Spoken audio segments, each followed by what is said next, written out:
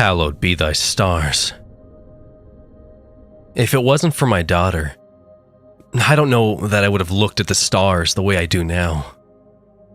When she was young, she loved nothing more than laying in the backyard and pointing up at those pinpricks of white, hanging countless miles above our heads. Her love for them was infectious. She would ask me to buy her black construction paper so she could press the tip of white-colored pencils into it to mimic the lights in the sky. We spent the day putting all her paper up on the ceiling so, even in the middle of the day, she could see the stars.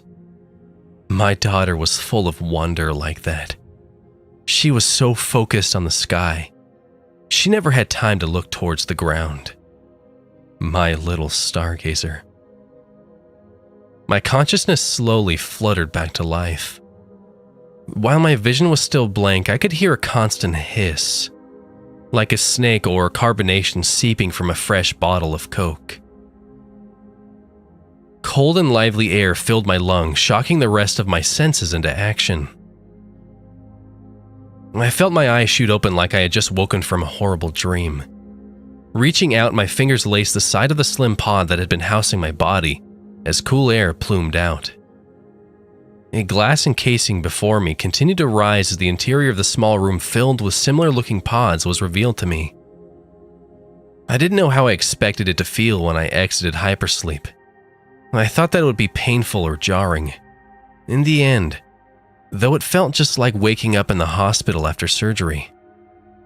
Nothing more than a groggy hangover. Leaning forward to get a better view of the room, I quickly noticed Connor standing to my left.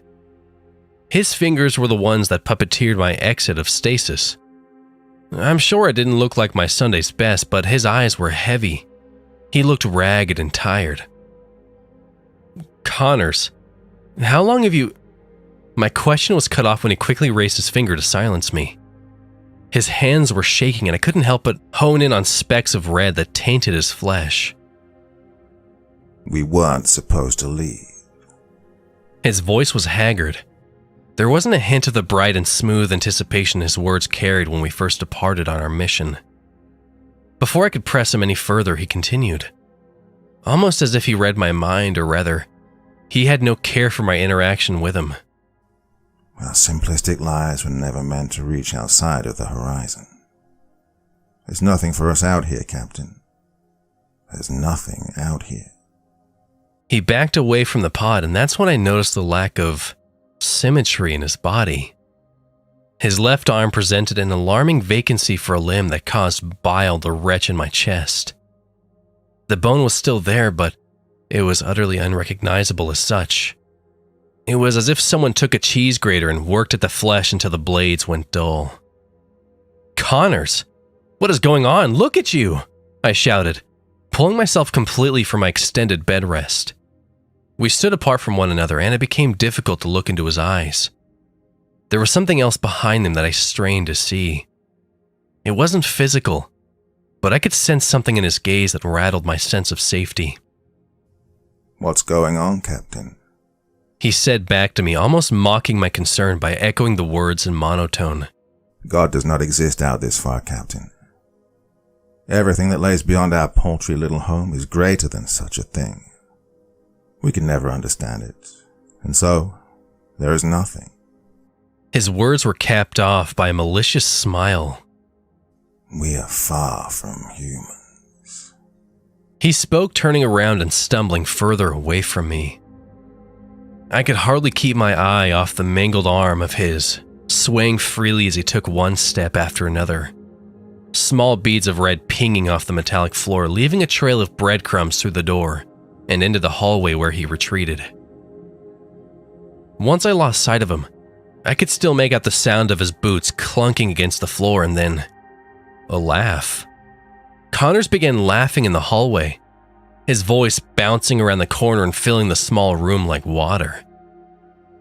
His voice bouncing up and down until eventually the expulsion of air continued, and before I knew it, his laugh had twisted into a howl. A scream that continued climbing in volume and started to chop. It was like Connors' voice was struggling to buffer on a subpar internet. I could almost hear him screaming underneath his scream, layered on top of each other. Somehow Connor's scream had become a chorus of infinite cries, all shifting in pitch and consistency. I placed my hands over my head to block out the sound that was making my stomach churn. Then, it was over. When the sound stopped without warning, the silence became almost just as troubling. I could have stood there forever trying to collect myself if I hadn't felt the warm trail of liquid caressing my fingers. Pulling my hands from my ears, I saw faint pools of red collected under the nails that had dug into the side of my head when I had attempted to flee Connor's final human act. I let myself sit in silence for a moment, waiting for anything to disrupt it, trying to think of what had happened to Connor before committing myself to finding out for sure. It wasn't just my immediate surroundings. The whole station must have grown silent since I returned to my slumber. No distant chatter or beeping from equipment requiring attention. It all felt so still, like I was hanging in time. On Earth, there are so many sources of noise that you have little control over, but on the station everything was controlled. If we wanted silence, we would have silence. A light thud of my footsteps filled the room as I cautiously stepped forward, bracing myself for whatever may lay beyond my vision. As I moved, I occasionally caught sight of the windows I passed by. Connor's was right.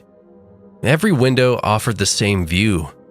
Distant white specks representing stars so far away from us that, without hypersleep, I'd never meet. It's isolating.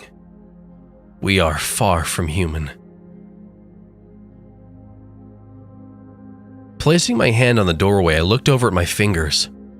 The red from under my fingernails seemed to continue flowing, and I wondered if I'd lifted the nail when I was clenching. I was just trying to distract myself, though. The view behind my fingers was not one I wished to observe. In the distance, I saw a huddled mass laying on the floor. With my approach, the details of the mass revealed themselves to me. Connor's body hardly resembled a body anymore. His limbs were twisted and bone poked out from various pivots in its destroyed frame. It looked like he had been dropped from a helicopter and smacked cement after terminal velocity had been met. He was a cruel and distant display of what a human should look like, and worst of all was his head. Most of the features on his face had remained intact, his mouth still pried open, mimicking a scream long after his demise. His eyes, though glassy, were staring far off. They made me feel like he was looking through the hull and into space, as if, even before his passing, he was looking into the darkness for some reprisal, in search of anything human. I can't help but wonder what he saw out there. Above his eyes, however, his scalp had been scraped away. It looked very similar to how his damaged arm did. Hunks of pink and trails of red replaced what should have been a smooth veil of plush flesh. I could see small pockets of smooth white underneath the mess, just small pinpricks of white. I am unsure why I felt so calm. Perhaps calm isn't the right word, but the natural reaction would be to be steeped in fear, and yet I was not. Still, more than anything, I felt the uncomfortable silence slipping through my pores and swimming throughout my body. Just as I was longing for any noise outside of the ones I was producing, I heard a bang. It's hard to tell where a sound is coming from when you're just surrounded by small rooms and hallways, but I did my best to make my way towards it. I thought about trees. I thought about what the noise I heard could be. If I never sought out the source, would it ever be anything? If a tree falls in the forest and no one is there, does it make a sound? As I walked through the halls, I thought the obvious answer would be yes. But if there's no one there to perceive something, can it make a sound? Is that tree in the forest even there if no one is there to witness it? The mere observation of something is what gives it shape and purpose. I can never know what a thing looks like when I'm not looking at it. If a tree somehow falls in space, however, it will fail to make a sound, even to those observing. Sound does not penetrate the stars. The light smack of what I'm hearing on the ship only exists because I am there to hear it. Its existence is dependent on mine. I wonder if that's why Connor woke me up before his final moments, so he could exist. Finally, I reached the final barrier, and of course it was another door, another corner I had to turn. And owing to some weak feeling of curiosity, I turned that corner. Then, through the invisible barrier, I saw the source of the noise, and while questioned or answered, my comprehension was thrown into trial. As the captain, I'm ashamed to admit I can't remember the exact amount of people who embarked on the journey into the stars with me. But looking into what was the mess hall, long metallic tables lined by cushioned metal chairs, plates of half-eaten food still resting. Whether the food was still warm or had grown cold was not my concern. My concern was that if I was about to do a head count of the bodies I saw in the room, even with my vague knowledge of how many there was supposed to be, I'd come to find there were far too many. One head in particular caught my eye. Rather, it demanded my attention. Like it had drilled nails through my boots and into the floor, I found myself unable to budge. In the middle of the mess hall, standing on top of a small mound of motionless bodies, was something not of my understanding. I could only seem to see the parts of it that were relevant. It didn't matter what its legs or body looked like. It did matter, however, what its hand looked like as it clutched one of my crew on my ship. His body was motionless like the others, but regardless, the creature hooked its slender and shaking digits around the crew member's collar. The creature held him up to its head, which was also relevant. Almost seemed fake, the way particles drifted off of the crew member's face, and I came to understand what had happened to Connor's body. Bits of flesh left the crew member, revealing the pink interior underneath. Particles kept coming off his face until small bits of white bone were revealed like stars in the darkness. From those white spots, I watched a liquid-like substance appear. Threading through the bone in pink, the translucent liquid was pulled into the creature's mouth. I watched the creature open its maw and drink up the ever-colorful liquid. It was almost like a television screen was being played, and the liquid-like memories and emotions were entangled. They were all being taken away slowly, leaving nothing but empty gray matter. All those memories, all those events, and things that the crew member was there to see. I wonder which ones he was the sole witness to, which ones were gone forever, ceasing to exist, plucked right from reality, all into the jaws of that thing that barely plagued the crevices of my vision. It looked like an aged film, like it was barely taking form. I could just hardly see the rigid rows of teeth that shuddered as it received its meal. I could barely make out the dark eyes with a bright yellow circle in the middle of them. The eyes looked like black holes with light bending around them. The rest of its body was a haze, like when you strain your eyes for too long and try to look away. I want to say its body was blue, but at the same time, when I think of its color, there is no word I can use to define it. If there is a God on earth, he does not traverse past the horizon, and whatever is beyond is not the work of him. This thing was beyond the horizon, beyond God, and most certainly beyond me. The more I watched the man's face being pulled into pink mush, the more I recognized him somehow. The more I recognized all the bodies in that room. All wearing the same clothing, all adorning the same pattern of damage over and over again, so much that it seemed surgical. The creature stood on top of a mountain of different me's. All those lifeless and motionless figures were mirrors of myself. I don't know how that's possible. How could I? But I know those bodies were my own. Where was the rest of the crew? I found that the nails finally lifted from my feet, and I was able to back away, trying not to alert the creature that clearly liked whatever it got from me. How many times did I die at the hands of that thing? Did I experience those deaths, or was it some distant consciousness of mine? Do I exist in multiple capacities outside the realm of God? Fleeing the mess hall, I made a frantic dash, looking through any room I could for any source of life other than that thing. Each room was empty, until they weren't. Until one after the other would discover the fates of the crew. Bodies sat, ripped apart in their bunks or laying in the middle of the hallway, each one suffering the same wounds. The only distinct modifier being the name tags hanging by their collars. It didn't even look like a fight was ever put up. They just sat as the tree fell and let everything be pulled away from them. This ship is a goddamn forest. An ever-expanding machine-guided mass grave, floating so far away from any of our families. Turning the corner during my hectic search, my eyes suffered a familiar glaze, and I saw the creature, or whatever represents it in physical space, standing at the other end of the hallway. As if time was skipping forward, the thing's position changed, and it got closer to me without any movement.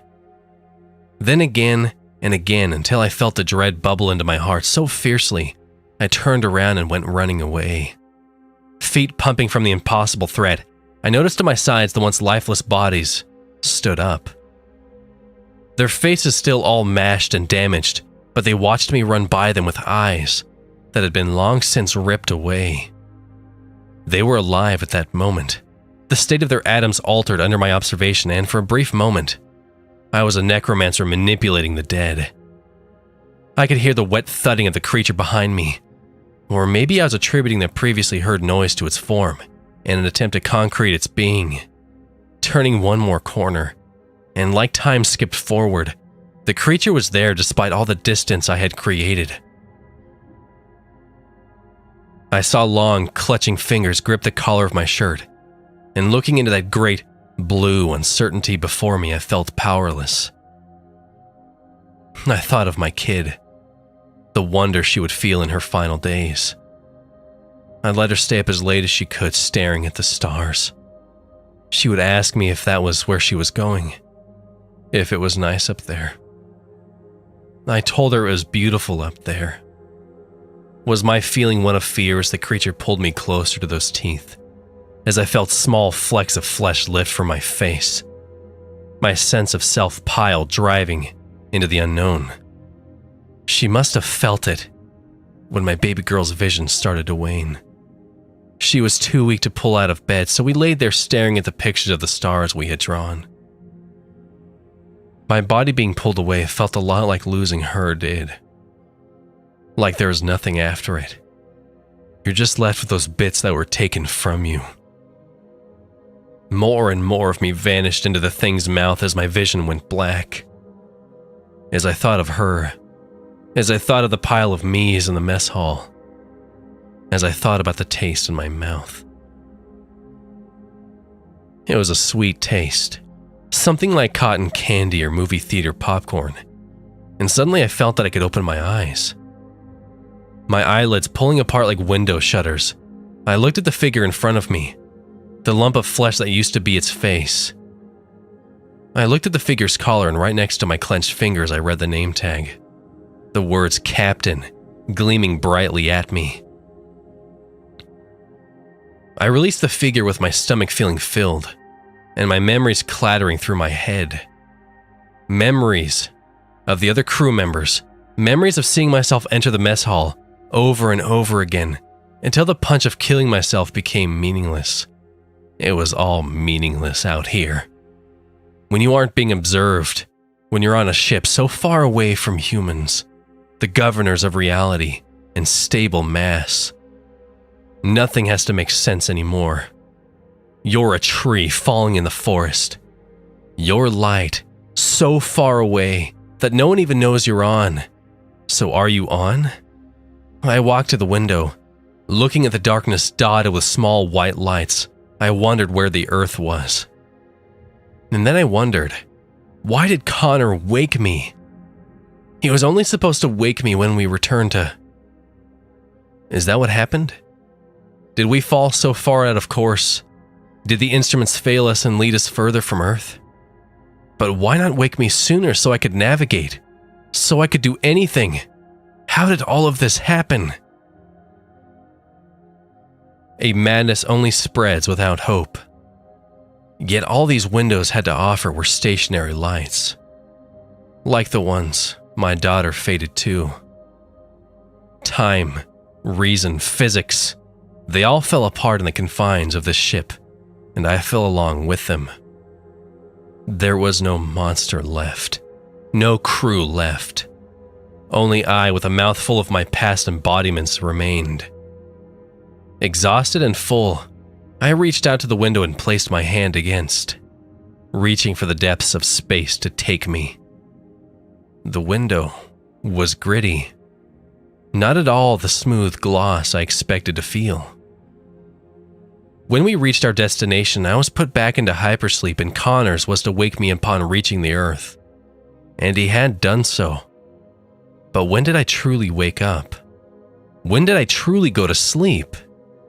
There was no way Connors would have waited until nearly everyone was gone to wake me up. The original me. Am I him?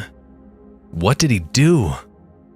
Did he succumb first when the instruments told us we'd reached Earth, yet it was nowhere to be seen? My fingers ran along with the fine grit of the window as I heard memories of madness silk through the ship. Everyone felt so lost and uncertain. The fabric of the walls we built started to fall, and unreality seeped in. Poisoned the ship. Poisoned me 100 times over. All those people and no one thought to check the windows. All that frantic work I did to try and calm everyone down must have pushed the memories out of my head. Maybe it was hypersleep, but it didn't matter anymore. Pressing harder, my fingernails sunk, shallowing into the dark view presented by the windows, and I thought of our embarking moments. I thought about how broken up I still was over my daughter's death. I brought them with me to remember her by, so we could take her stars with us. So I'd always remember her love for them. I cut the picture up. Pulling my fingernail down slowly and hearing a tear ripple through the ship, ripping at the corners of my mouth until it had twisted up into a smile. When we left for this journey, I had cut up her pictures and put them on the window so I could always look out and see her stars. And behind those stars now, after everything had fallen, it was a great and blue marble of human civilization resting just moments of re-entry away. What was left? All I could do was laugh. Laugh at how silly it all was. All that loss of life and hurt. All we had to do was take the fucking pictures down. Earth had been there all along, just waiting for us to come home. I was a tree, fallen on the floor, laughing my ass off. I wonder if God could hear me.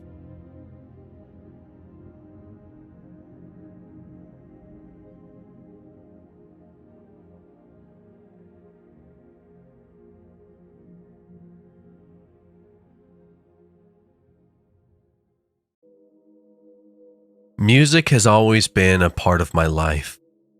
Throughout my childhood, I took delight in discovering new music and new music genres. My mother was a big inspiration for this, as she showed me much of the music from her generation's youth. I was hooked. Through my teenage years, however, my music taste fell down a darker path. My friends and I developed a taste for music that didn't exactly fit with the pop culture scene, and we reveled in that. There was a lot of argument about what the genre was called. Heavy metal, death metal, even black metal was a term one of my friends used. Whatever we called it though, our group of friends felt like it was made just for us. Now in my adulthood, the same group of friends and I are still very close. We, of course, grew up, got jobs, and a couple of us even started families. We would get together for poker nights and barbecues from time to time. We'd hit up movies here and there, and my buddy Charles would always drag us to the bowling alley. All in all, I would say I lived a typical adulthood. Until now. "Oh my God," Liz shouted from 2 aisles away. She lifted up an old vinyl to show me her discovery. Her eyes lit up as if she'd just discovered the Holy Grail. "I loved this album when I was a kid," she exclaimed as she flipped the record case around to read the back. Nostalgia is a beautiful thing when you become an adult. My little band of friends and I had developed a bit of a hobby to indulge in that nostalgia. A new multimedia store had opened up in town, and the 5 of us frequented the spot often. They had movies, music CDs, and the such, but one particular area of the store held our interest the most. The vinyl section. It took some time for my friends to get me into the hobby of collecting old vinyl records, but one day I relented. I was definitely late to the party, but found myself obsessing over it fairly quickly. We would always compare our collections as well as any new finds. I even went out of my way to purchase a record player as to enjoy my old music, and not just collect it for the sake of collecting. "Oh, nice find," I said to Liz as she displayed the cover art to me, as if she was showing the prize in a game show. "Are there any more? I loved Alice Cooper." I shuffled through the albums trying to find a copy for myself. "Nope," she said, purposely pointing her nose in the air. "He's all mine. I had a big old crush on him when I was younger." I smirked at her with my eyebrow raised. Liz and I were very close. We had a sort of unspoken thing between us when we were teenagers, but never acted on it. We both moved on and got married to other people, but that unspoken thing still lingers as I felt a bit jealous of her comment. She giggled and began searching through the records for discoveries. Charles and Josh walked up to us, and I let out a sarcastic, "Oh my hell," as I saw the stack of records Josh was holding. We were in the store all but 10 minutes, and Josh had already found an album for each one of those minutes. "Psh, I'm ready to go, man," Josh said with a grin. "I'm gonna be a bit longer, dude," I said, shaking my head and continuing to browse. Several minutes passed as I continued my search. One particular album caught my eye at the end of the aisle.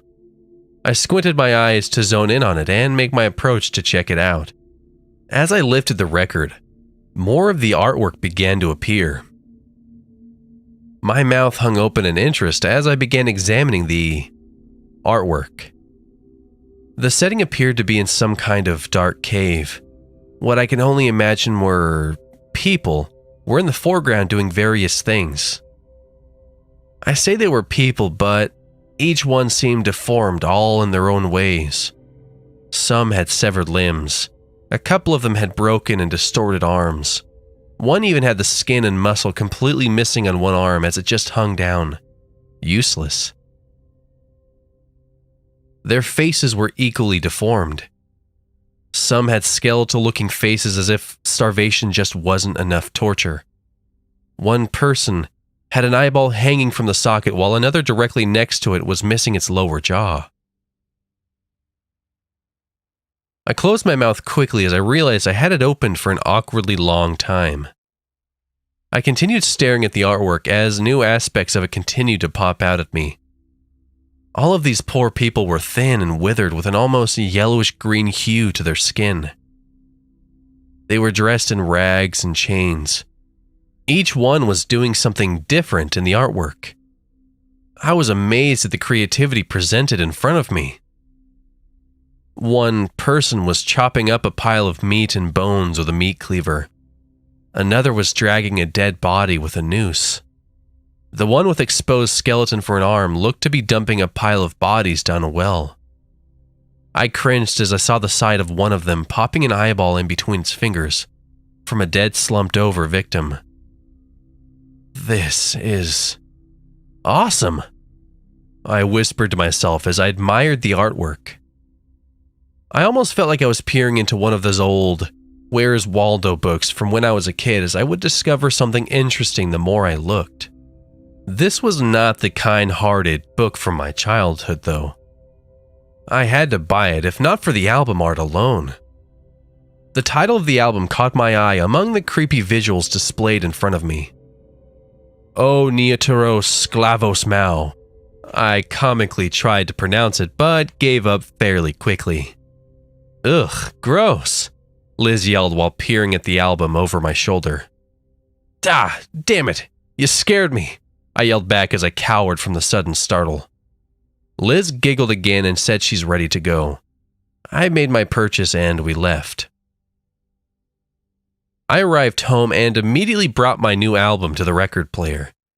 If the music was as creative as the artwork, I would be very impressed. The music was average at best. Deep synth guitars filled each track with a heavy emphasis on longer notes. The vocals were low, raspy growls in another language. I couldn't make out the language, but it was obviously foreign. I scoffed at hearing low screams in the background of a few songs. This was a kind of a trope a lot of musicians used during the heyday of metal. They like to sneak in little Easter eggs here and there to create a sort of mystique behind their work. After a full listen of the album, I put the record back in its sleeve. I would say I liked it, but it wasn't anything too special. Still, I couldn't wait to show Josh. He was the one that started us all on this vinyl collecting trend. Even though I wasn't amazed by the music, I still felt like I had found a unique gem. Years passed and the four of us lightened up on our collecting habits. Until Charles messaged all of us one day regarding a new discovery he had made. Going through his old collection, he discovered his player could do something unique. It had the ability to play his records backwards. While this might seem a bit uninteresting in the world of metal music, this offered a new way to enjoy the genre. Again, focusing on the Easter egg trend of cleverly hiding things in the music. Some artists planted hidden messages in a track which is only heard when played in reverse. Charles was excited to bring his new discovery to the group, which kind of invigorated our interest in our old collecting habit. From there on out, the four of us would send audio clips back and forth of new discoveries from playing it in reverse. To my astonishment, several of my favorite bands had hidden messages littered through their work. One band had a very creepy one that just said, "Join us," repeatedly. It wouldn't have been so creepy if the title of the song wasn't Hell Awaits. Another band's message was just a comedic, "Thank you for finding the hidden track." Most of the hidden vocals were just drug references, though. But one in particular caused a huge outcry as a listener contemplating suicide listened to one particular album with a hidden message. When played backwards, the voice simply repeated, "Do it," over and over. Many believed this was the catalyst to his inevitable suicide. Personally, I didn't believe that one bit. A feeling of wonder coursed through me as I gazed back to my old vinyl collection. If any of my albums had a special message in it, that dark metal album with the crazy artwork had to have something. I grabbed it quickly and excitedly removed the record from its sleeve, placing it on my player. I grinned eagerly as I placed the needle in the middle of it. Unfortunately, my record player didn't have the function of flipping a switch and playing in reverse like Charles's did. I had to reverse it manually, trying to reverse it at a proper speed as to hear any messages lingering in the music. I placed my ear close to my speaker. For the first few minutes, nothing. Just that same deep guitar paired with the raspy vocals, but in reverse. Since I didn't know the language in the first place, playing it in reverse was pretty much the same. "Hello," a voice said softly from my speaker. I jumped back at the sound but continued turning my record.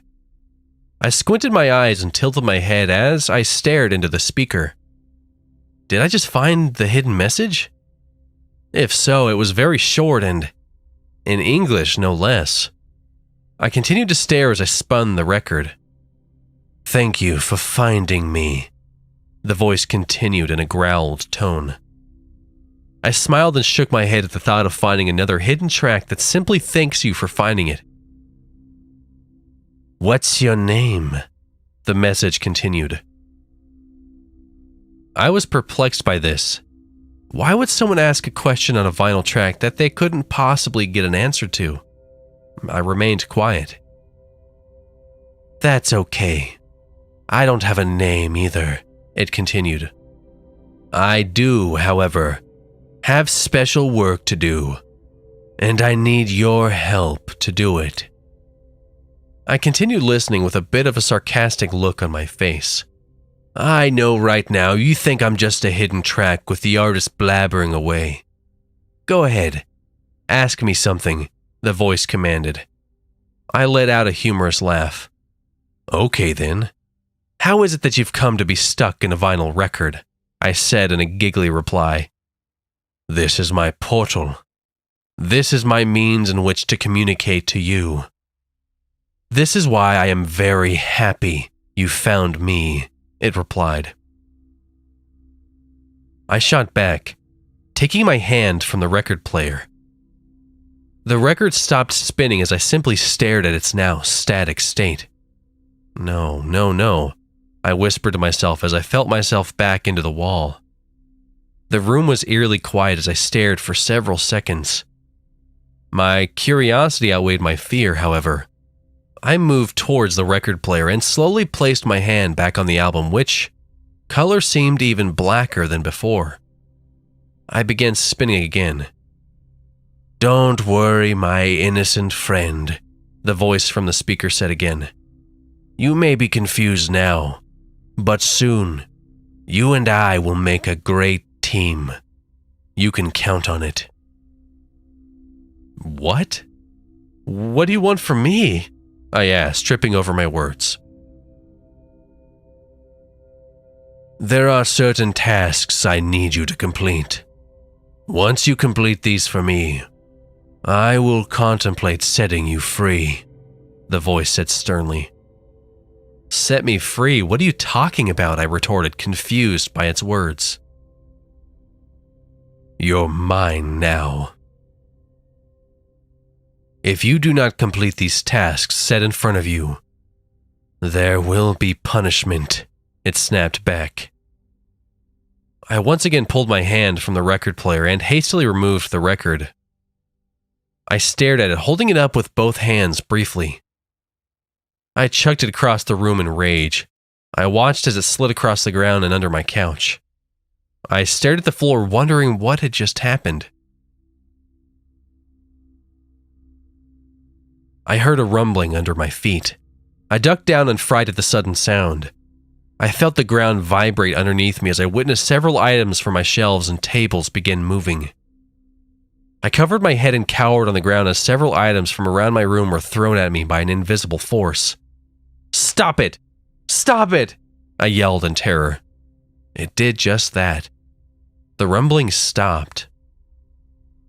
All of the items around my room began to settle down. I looked around the room with wide eyes. Another eerie silence filled the room. I looked back at my record player. I knew what it wanted. A terror filled me as I placed my hand back on the cold, black vinyl. I began spinning it. "Well," the horrific voice said, "do we have a deal?" "What do you want me to do?" I replied with a tear rolling down my cheek. "I have your attention now. That's all I need for the moment. Come back to me tonight at midnight. Don't be late, or there will be more punishment," it said in a much deeper, growled voice. I stopped spinning and stared blankly at the bare wall in front of me. What is this? Why is this happening? As I peered around at the mess made on the floor, I knew it wasn't just my imagination. In defeat, I slowly cleaned the mess made in my living room. Could this being really hurt me if it wanted to? The example it gave me just now filled me with terror as the answer I gave to myself was yes. I tried all I could to carry on with my day. I had dinner with my wife, who noticed something was wrong no matter how much I was trying to hide it. After telling her I was simply tired, she relented and offered an early night. For her, that's what it was going to be. For me, not so much. I stared at my clock sitting on my end table. My gaze went to my record player. I shook my head slowly as a flash of anxiety hit me. 11:59 p.m. The dread I felt as I watched my clock click to the next minute was intense. I wanted nothing more than to go back to bed and fall asleep under the covers with my wife. 12 a.m. I slowly stepped towards the player, reaching my hand out to it. The same words, ᒪᗩᖕᔕᒕ etched the inner lining of the record. I felt another tear roll down my face as I pressed my palm on the record. I began spinning it. You can follow simple instructions. Good, the voice remarked in a confident tone. I didn't reply. I stared at the spinning vinyl. Your first task is an easy one. There is a church 3 miles east from here. It sits at the bottom of the mountain base on this very road. Go to it, it commanded with a growl. You have a toolbox, yes? It continued. There is a steel grate on the sidewalk in front of the church. Open it. Bring that steel grate back to me. What do you want with a steel grate? I whispered in a jittery tone. My reasons are my own. Do you prefer to be punished? It said sharply. Okay, I'll do it, I quickly replied. I looked around in paranoia as I placed my tool chest into my trunk. My neighbors all knew me, but I still felt a sense that I was doing something wrong. Even though the simple task this being in that record wanted me to do seemed strange, I felt like what I was about to do was going to end badly. I arrived at the church and turned off my headlights as to not bring any unnecessary attention to myself as I parked in the church lot. The church was exactly where the voice said, also exactly where described. A steel grate in the sidewalk looked back at me. I looked around again as I placed my toolbox on the ground. Why was this thing making me bring it something so useless once removed from the sidewalk? Was there something actually in the sewer tunnel below it that it would eventually make me investigate? Removing it took a bit of work, but I was able to pull the heavy steel from the ground. After loading it and my toolbox into the trunk, I began my trek home. I brought the grate into the house, leaning it against the wall. I began spinning the record for further instruction as to not be punished. You've done well, O Anthropos, it stated. I swear, for some reason, I knew it was grinning through its disembodied voice. Go get some rest now. Come back to me at the same time tomorrow. I will have further instructions.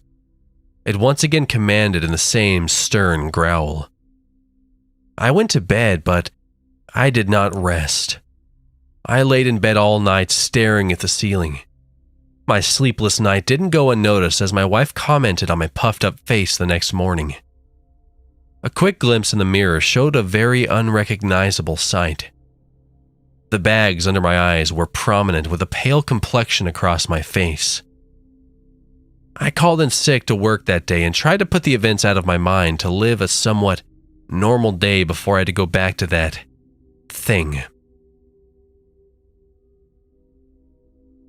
I began clicking through channel after channel, unable to settle on one station due to my nerves. A quick screenshot got my attention as I clicked back several channels to try and find it. I did. It was the church I visited last night. It was on the news. The actual news of what was reported was devastating. I held both my hands to my mouth as I slowly slid off the couch in horror at what I was seeing. One of the priests at this church was killed early this morning before dawn. He had fallen down a suspiciously opened sewer opening. The fall snapped his neck when he landed and he died instantly. The police that were interviewed blamed the open sewer on mischievous kids and asked for help finding them. I knew better. This was my doing. I helped this thing kill. 11:59 p.m. I found myself staring at the record player once more. This time, I felt a sense of anger due to what it made me do, albeit without my knowledge. 12 a.m. I quickly began spinning the record. This time, I spoke before it could. "Why did you make me do that?" I said in a rage, but not too loud as to wake my wife. "There was no point. It was a senseless death. You gained nothing." Silence filled the room as I awaited its reply. After a few seconds, it spoke. "I've gained more than you realize," it stated in a whisper. "That priest you killed. We had dealings. He was the only one who knew me, and how to lock me away again.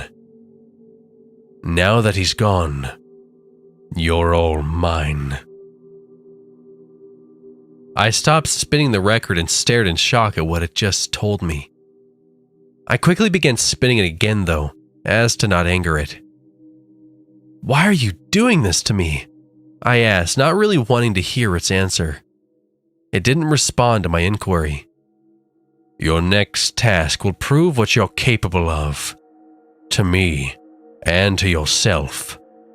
You will go to the edge of town on a road called Genesee Avenue. The number on the house is 1000.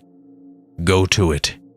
You will find a lonely man sleeping. You must pierce his heart. Bring me the knife you use," it said with a growl in every sentence. "What? No, I will not kill purposefully. You can throw all you want at me. I won't do it," I replied, surprised at what this thing was asking me to do. "Punishment awaits if you don't follow my instructions," it stated simply. I stopped spinning the record. I stood and waited for another one of this entity's temper tantrums. Nothing happened. Several minutes went by with me standing in the living room. I went to bed a short time later. My exhaustion from the previous night allowed me to sleep despite my terror. I woke up to my phone ringing. I quickly jumped up to reach for my nightstand and answer. "Hello?" I whispered with a groggy voice. Crying was heard on the other line. It was Liz. "Charles, he's gone," she said, forcing out every word through her sobs. "What? What happened?" I yelped as I sat up straight. My cry awakened my wife, who also shot up with eyes wide open. She couldn't hear Liz, but she knew something was wrong. "I don't know," she continued while crying. "The police say his bookshelf fell on him, breaking his back. He's gone." "No," I whispered to myself as I looked at my wife. I drove straight to Charles's house to meet with Liz and Josh. We cried a lot that day. Our friend was dead. After several hours with my friends, I returned home. As I walked into my living room, a terrible thought went through my mind as I stared at the record player. Was this my punishment? I begrudgingly began spinning the record. "Did you get my message?" it asked almost as soon as I started spinning. "Why him?" I whispered in defeat. Why didn't you take me instead? I need you. If you do not listen to my commands, your punishments will become far worse. You may be sleeping alone if you don't comply. My eyes lit up as I realized what he meant. My wife. He was threatening my wife. Do you remember my orders from last night? It asked. I nodded my head, forgetting it probably couldn't see me. I was wrong. Good. You have one more chance. Go, it yelled. I stood out front of the house. 1000 was imprinted by the door. I grasped a butcher's knife in my right hand tightly. As I approached the front door, I turned the handle. It was unlocked. With eyes wide open, I began walking into the dark house. I found him, in his bedroom asleep.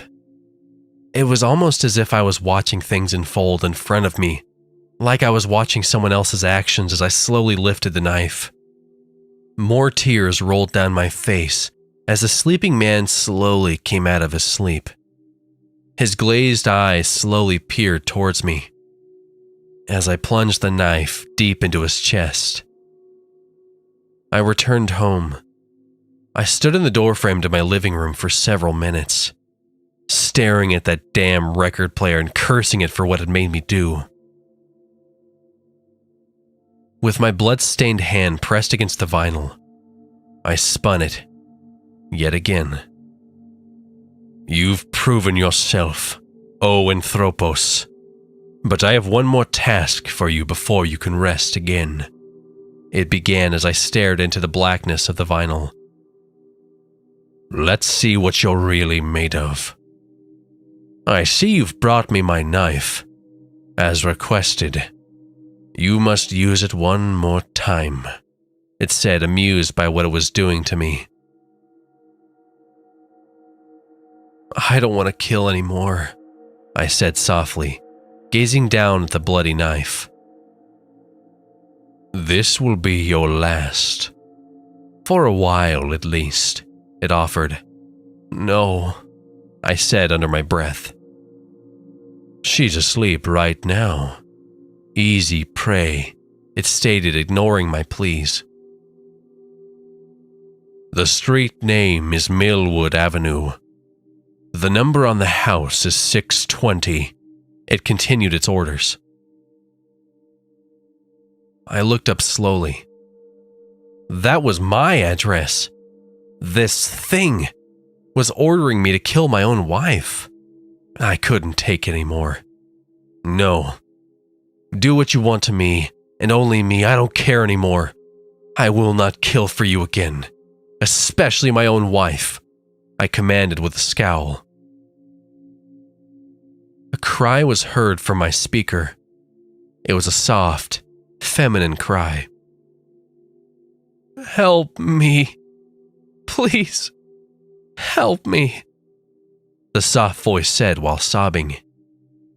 It was Liz. If you disobey me, your little friend will suffer from your misdeeds, it said in between a maniacal laugh. No, I can't kill anymore. Not for you. Not for me, I said, hanging my head down. A gurgling sound emitted from the speaker. Liz screamed as much as she could through the gurgling sounds. I heard her body drop to the floor through my speaker as I fell to my knees, still spinning that damn record as if instinctual. I believe you have much more to take, and I will, it coldly said. I lifted my hand from the record and peered towards my staircase that led to my bedroom. This thing was going to pick off every one of my friends and family if I didn't do what I was told. I stood over you, holding the bloody knife in my hand. I pondered what to do next as I watched you sleep. There was only one thing to do. You may not understand this, but I'm leaving this here for you so you know why I did what I did. It can't control me if there's no me. Please know, I am truly sorry to leave you. You don't deserve this. Please give my story to the police so they know who did all of this. I tried to destroy the album. It rebuilds itself each time. Please, hide that damn thing where no one will ever see it again. The knife I used to puncture that poor man's heart will be the same knife that punctures my heart tonight. The heart that loved you so much. Oh, and I did some research. The title of that album, it's Greek. It means, my newest slave.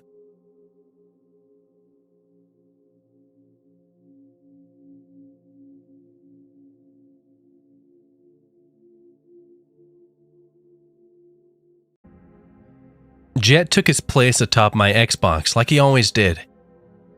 I thought I had broken him of this in the past. His fluffy, fat body would clog the cooling vents, making my Xbox overheat and shut off. But he stood atop the struggling console staring back at me with his unblinking feline gaze. Any other time this would just be slightly annoying. But I had a growing suspicion this cat was not my cat. A lot of people will say I'm just being paranoid. All cats act this way. They all have a screw loose. But they don't know my Jet. I found Jet 4 years ago at the city park. He and his brother had been abandoned. 2 little kittens mewing and shivering in the cold. Of course, I couldn't have this.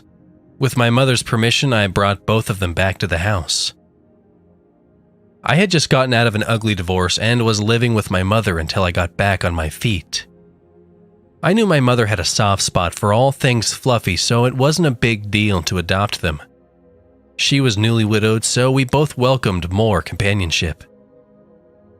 Jet was pure black and his brother Spike was a gray tabby. They were named after anime characters by my nerd self. My mom just went with it or was unaware of it. Spike, like his namesake, was rambunctious and always getting into trouble.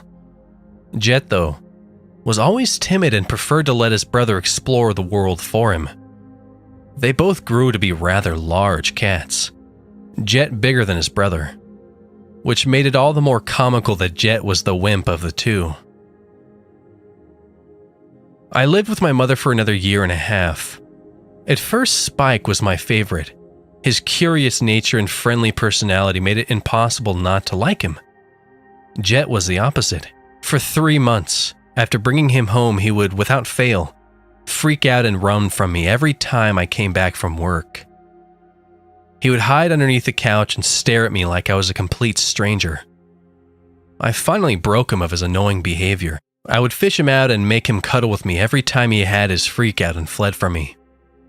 Something must have finally flipped in his head and he realized I wasn't going to cook and eat him. But instead of just acting normal around me, he decided to go full clinger and stand me. Everywhere I went, he had to be with me. Going to the restroom would cause him to meow non-stop while bumping himself against the door. Everywhere I sat required his presence to keep me held down. And his fat self was addicted to cat treats, meowing incessantly every time I walked by the kitchen. Long story short, when I moved out to live on my own again, he had to come.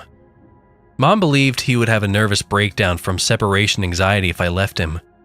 He was my fluffy, needy, tiny panther roommate. My apartment was relatively big for just me and Jet. I went for a 2-bedroom when all I needed was 1. But if I was going to be living alone again at 30, I wouldn't live all cramped up like I did in my 20s. So the extra room was an office, yoga, cat jungle gym room. I splurged on the multi-layered cat tree even though he barely was on it. He was always on me. but he was strictly an inside cat and I left him alone a lot when I was at work. So I like to believe he used it when I was gone. I had gotten a 9-to-5 job, getting paid pretty well as a receptionist at a high-end medical clinic. I was beginning to enjoy my financial stability, my new car, being single, and basking in the light at the end of the divorce tunnel. Jet, Netflix, and Xbox was the only thing I needed at the time. But then something terrible happened. I came home from work to find my apartment door wide open. My neighbor from across the hall was standing by her door waiting on me. She was holding her shivering dog in her arms, a Shih Tzu, I believe. "Oh, Glory, I'm so glad you're back," she exclaimed dramatically as she swooshed around in her robes to face me, her multiple bracelets and necklaces clattering. "Dear girl, someone broke into our apartments." I dropped my purse by the doorstep and looked inside. A little dumbstruck on how to proceed. Good thing my neighbor continued her story after her purposeful dramatic pause. "I called the cops already, dear. They have already been by. They told me you can contact them if you find anything missing."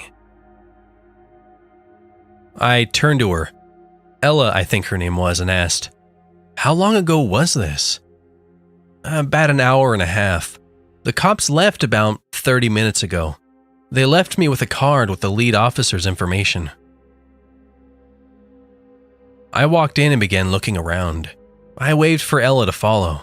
She continued, "I was laying down from a headache, waiting for Max to return from work. Usually I'm at the church for choir practice and Max doesn't get home until after you. But I heard the door begin to rattle like somebody was using keys on it." Ella was now in my living room while I did a quick search down the hallway. I hadn't noticed anything missing. Everything seemed to be the cluttered mess I had left it. I realized Ella had stopped with her story. I rolled my eyes and returned to the living room to give her my apt attention. As if on cue, she continued, "So I put my ear to the wall and listened," Ella pantomimed, putting her ears against the back of her hand. "I knew my Frank wouldn't be coming home this early, and I knew he never carried around so many keys. Then little Bit started barking."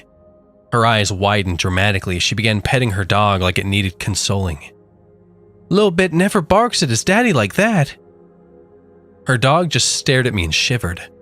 In my experience with the neighbor dog, he barked at anything and everything. He barked at night, he barked during the day, he barked every time I walked down the hallway. But maybe his bark was different this time. Maybe that's what Ella was trying to express. Different than its normal insistent yapping. I could see Ella was performing another dramatic pause, waiting for me to contribute. "He sounded different, like scared?" I offered. "Yes," she jumped. So I grabbed my .45 and racked the slide. Ella moved her robe aside to show me a large silver handgun sticking out of her pajama pants. This time my eyes widened. Oh Lord, Ella was packing. I said, "Who's there?" And I heard the door slam and the keys start jingling away. Lil Bit was barking furiously, so I scooped up Bit and opened the door. She performed another pause. Nobody there. But your door was wide open. I felt so confused and a little violated. I just turned circles in my living room trying to see if my brain noticed anything out of place. Wait, where was Jet? So I called the cops. They did go in your apartment to see if anybody was hiding in there, and they contacted the landlady Rachel to see if any staff had permission to go into the rooms today. Jet. Oh no, Jet! I darted to my couch and looked under it. Nothing. I frantically called his name again as I ran to my room to check under my bed. He wasn't anywhere. There wasn't a lot of places for him to hide either. I ran back into the hallway in a panic. Oh honey, I forgot about your cat, Ella exclaimed. She began looking around her immediate area like Jet could be hiding right under her feet. I felt like I was going to hyperventilate. Who would want to steal my cat? No, that idea didn't make any sense. Nobody was stealing cats. Somebody just broke in and Jet ran away like the big wuss he was. but usually he just hid up under my bed when frightened. Why did he run out? I felt tears begin to well in my eyes. It was just too much. The violation of my privacy, the thought of a stranger digging through the few of my remaining belongings. Now my cat was missing, either stolen or running scared around the neighborhood. He must be so scared. Before I realized it, Ella was at my side comforting me. She must have seen my breakdown incoming. She led me to sit on the couch as I began to sniffle. I never saw your cat escape, but I wasn't watching the door the whole time. I walked away to get my phone and talk with the cops. We sat and talked for a while. She helped me calm down and come up with a game plan. She let me hold her dog as consolation. That's when I realized I liked my new neighbor. It's Lori, by the way, I said during a lull in the conversation. Ella looked at me questioningly, then embarrassment covered her face. Oh my God, dear, I've been calling you the wrong name all this time. I smiled and laughed. It's okay. It was never a big deal, so I didn't want to embarrass you. Besides, I kind of thought it was cute. I replied. Ella laughed and said, I had a sister named Gloria and I'm getting old.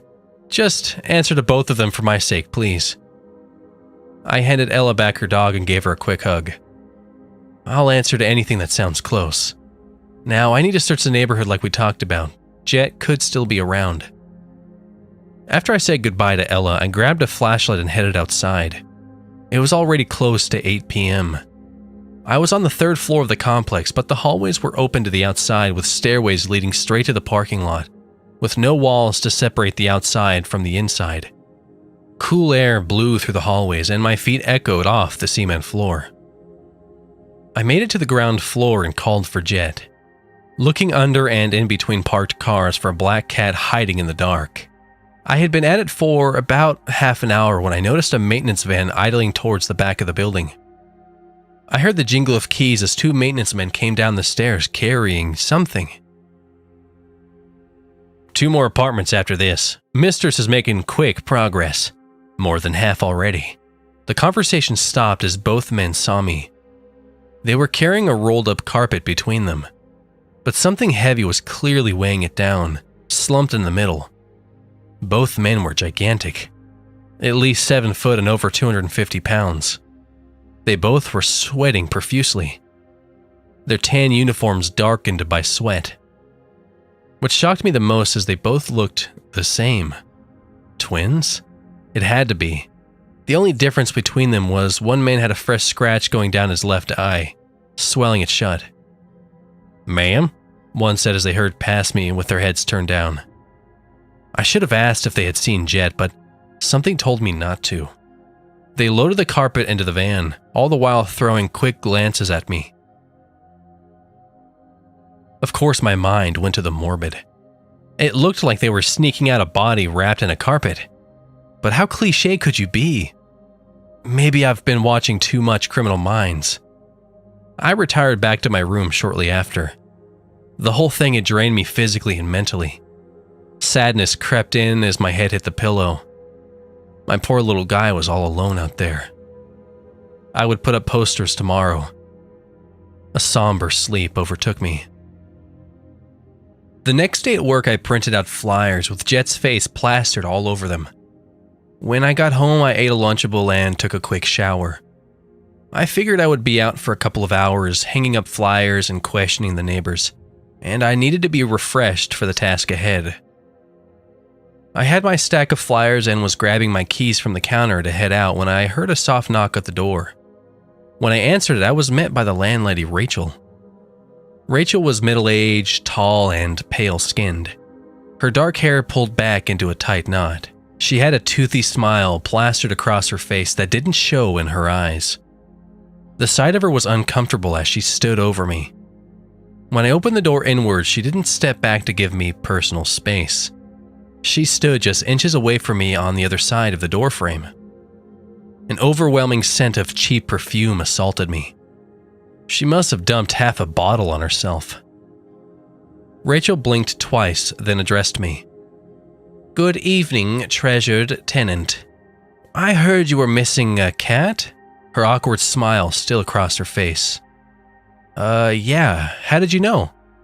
Rachel produced a pet carrier from behind her back and presented it to me. I actually had to step back to not be hit by it. I bent over to look into the dark inside. I saw 2 green feline eyes staring back at me.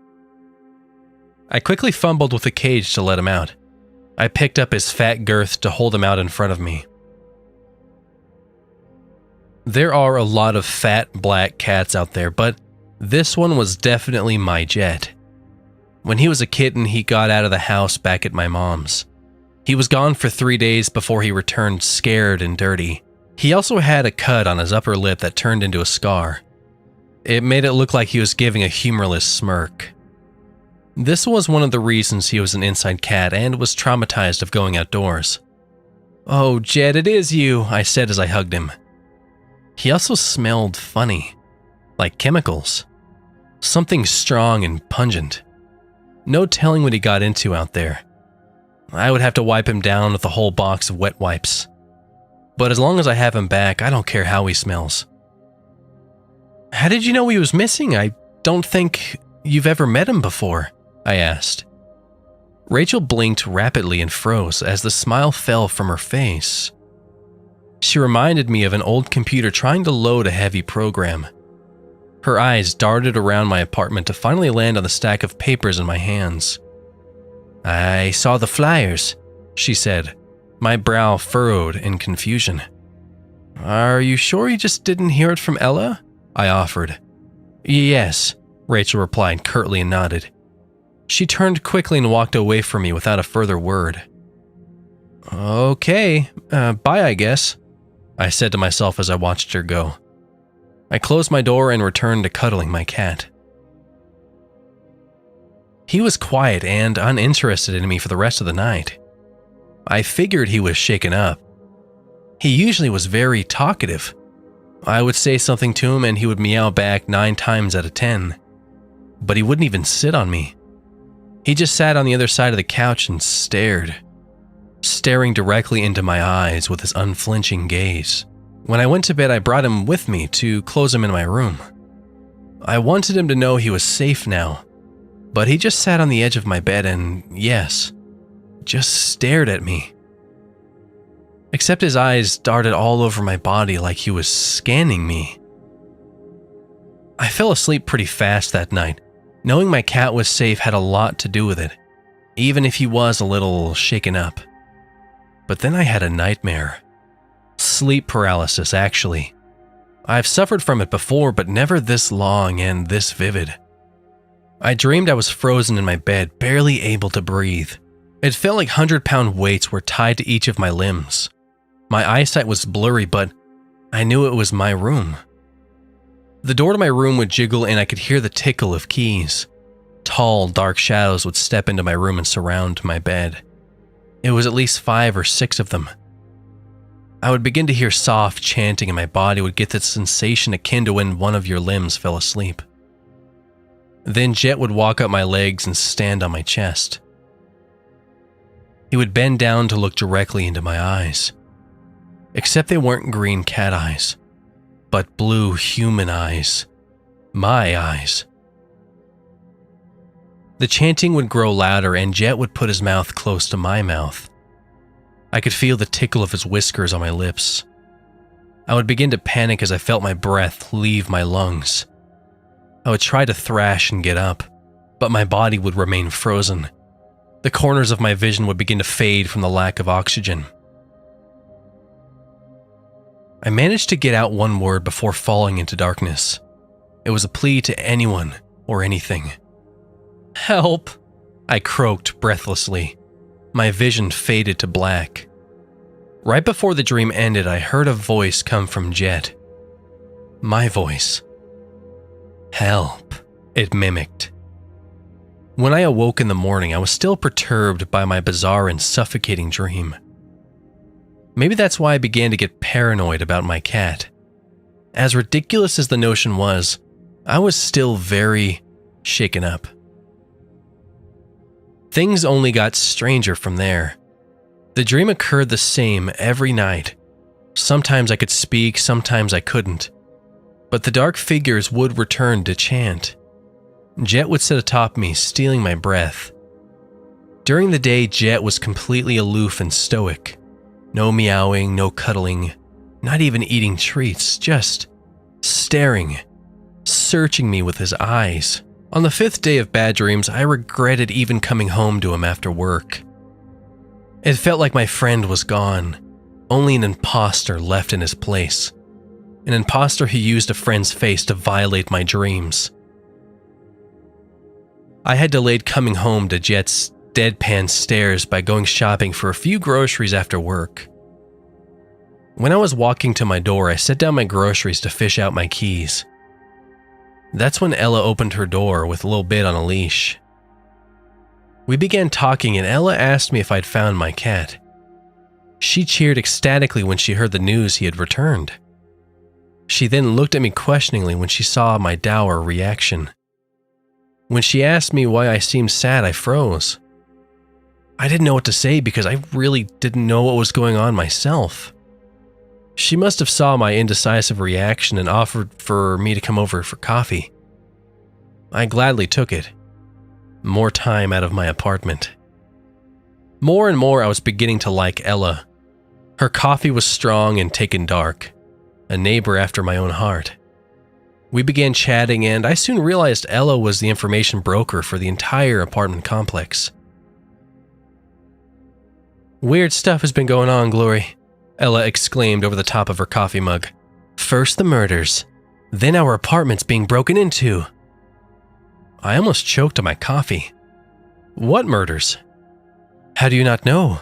Ella asked, incredulously. "The Washingtons at 111. Maxwell killed his wife and child." "Whoa," I replied. I didn't know any appropriate reaction to news like this. "They've been here for 20 years. Max is an engineer. His wife, I think, was a teacher. Their little boy was..." Ella thought, 16 now? Did they say why he did it? Ella scrunched her nose. "It was ghastly. In all the papers, he told the police they were imposters. Just came home and freaked out and killed them with his bare hands. They found him in the parking lot covered with blood, waiting for the cops. The poor boy and wife must have fought back because Frank was taken to the hospital for a while." I sat down my coffee. This morbid talk was making me feel worse. I had been over for about an hour anyways. I had to get back home eventually. I told Ella goodnight and she invited me to stop by anytime. When I opened my apartment door, Jet was standing on the countertop, just staring at me. I took Ella up on her offer to visit for the next couple of days. I have to admit, me and Ella were getting kinda tight. I told her all about my divorce and she told me all about how she met her third husband. Ella had her ear to the ground, knew all the tea going on. She told me another tenant had come home to find their door open and 2 ferrets missing. Ferrets? Who the hell steals ferrets? I asked her if the pet mysteriously reappeared or was brought back by the landlady. Ella told me she would have to find out. We talked about how weird the landlady Rachel was. Ella said Rachel didn't always act weird. She was always quiet and used to live off-site. Now Rachel lived in the apartments and her 2 ogre maintenance men came with her. I told Ella I hadn't been sleeping well, and in the dead of night I would look out my window onto the parking lot. Those 2 identical maintenance men were always loading things into a van. Dead body-shaped things. Ella didn't react negatively to my train of thought. She actually looked like she was enjoying the prospect of a murder mystery, so I thought I could tell her what was really bothering me. "I think something is wrong with my cat." There. It felt great to say. It felt so great that I unloaded everything. Ella just looked more intrigued, so I told her everything. How Jet's personality completely flipped. The crazy dreams, the way he watched me. Ella just nodded unjudgmentally and let my crazy flow out. I let all my worries out and I found I was out of breath at the end of my tirade. "Do you listen to Coast, Ella said flatly. No, what's that? It's a radio broadcast that talks about strange things like what's going on here. It talks about UFOs, Bigfoot, purple-eyed shadows, black-eyed children, and doppelgangers. She put emphasis on the last word. Doppelgangers, I repeated. Ella, do you believe this stuff? Ella cocked her head. I would like it to be true, even the bad stuff. Even if just 1% of it is true, it would mean there is more to explore, more to discover. I almost laughed. So you want to believe? I asked. Ella just nodded sincerely, not getting my X-Files reference. I've experienced some unexplainable things in my life, and Frank has a terrifying story about black-eyed children. I'll have him tell it to you when he gets home. Oh no, I said, waving my arms. I don't need to hear that before I go to sleep. We both had a laugh and I grabbed my purse and stood up, my non-verbal cue as I was needing to go. Ella stood up with me and grabbed my hand with both of hers before I turned to leave. Frankie's changing the locks in the apartment tomorrow. Rachel will notice if I change the lock on the front door, but screw her. I want to feel safe in my own room. And he is also installing a camera for inside. She pointed along the roof of the hallway. If someone breaks in, we'll catch them on video. I can get Frank to do the same for you. I told Ella to price the camera and lock for me, and I would think about it.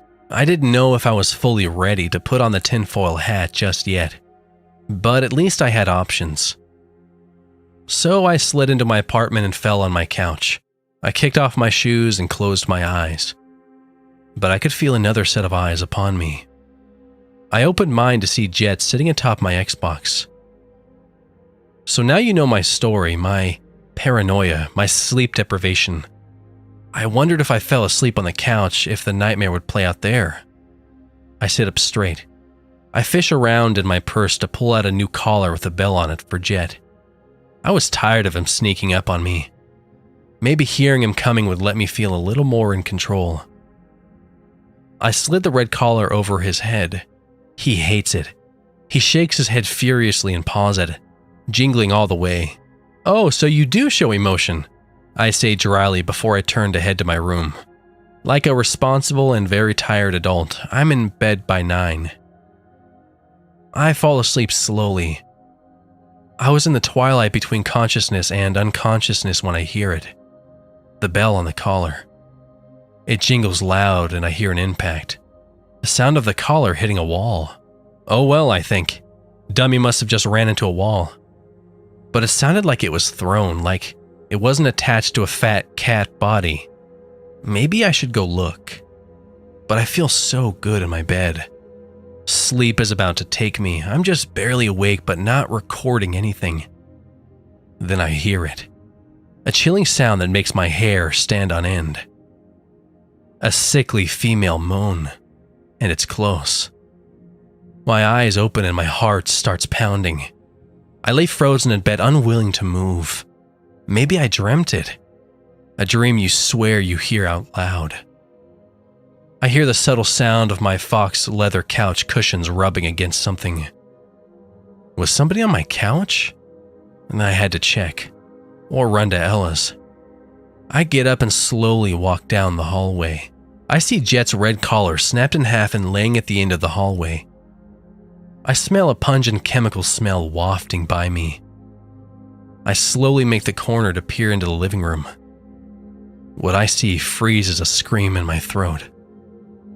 Sitting on my couch is a naked, slim, white female with dark hair matted over her hanging head.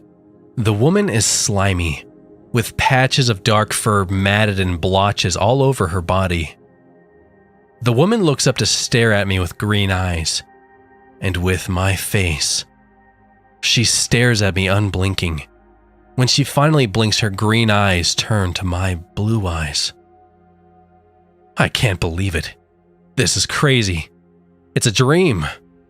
Oh God, please let it be a dream. Where is Jet and why does this girl look exactly like me? I refuse to think Ella was right. My double stands and looks at me. She absently brushes off the clumps of black cat fur. She stares at me, then looks down at herself. stares at me, then down at herself, comparing my body to hers. "What are you?" I demand. She looks at me and copies my facial expression, an expression of terror. "What are you?" she repeats back to me in a low pitch. "What are you?" she says in a slightly higher voice. She smiles and perfectly parrots back to me. "What are you?" Nope. That is enough. I turn and run to my door. I reach for the doorknob when it begins to turn on its own. I hear keys jingling. It opens and two enormous maintenance men shove me back into my apartment. They stand as guardians blocking my exit. Without a word, they part and Rachel strolls between them and into my living room. What is going on? Why are they here? "Help me," I beg.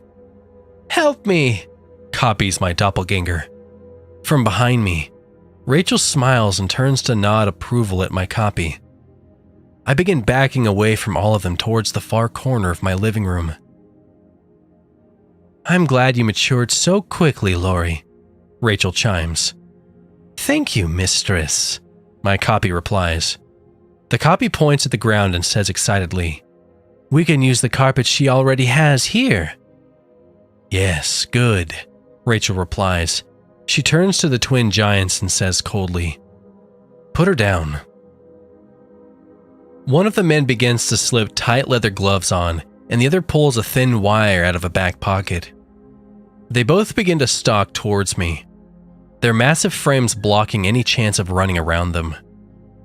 I back up against my window. I turn and look out. Maybe I can jump. I start pulling on the bottom of the window. It's sealed shut. Then I see it. I almost half expected it, and all hope flees from me. The van is outside idling. My hearse is waiting for me. I feel powerful hands wrap around my neck from behind. The blood flowing to my brain is stopped. At least it will be quick. Before the life leaves me, I hear Rachel. "I need you to work fast, Lori. Only the neighbor woman. Ella's end." Lori didn't come by for our regular coffee and chat for the past 2 days. I was already worried for the young lady with all the things she told me the last time we talked. Now I was desperately wanting to check on her.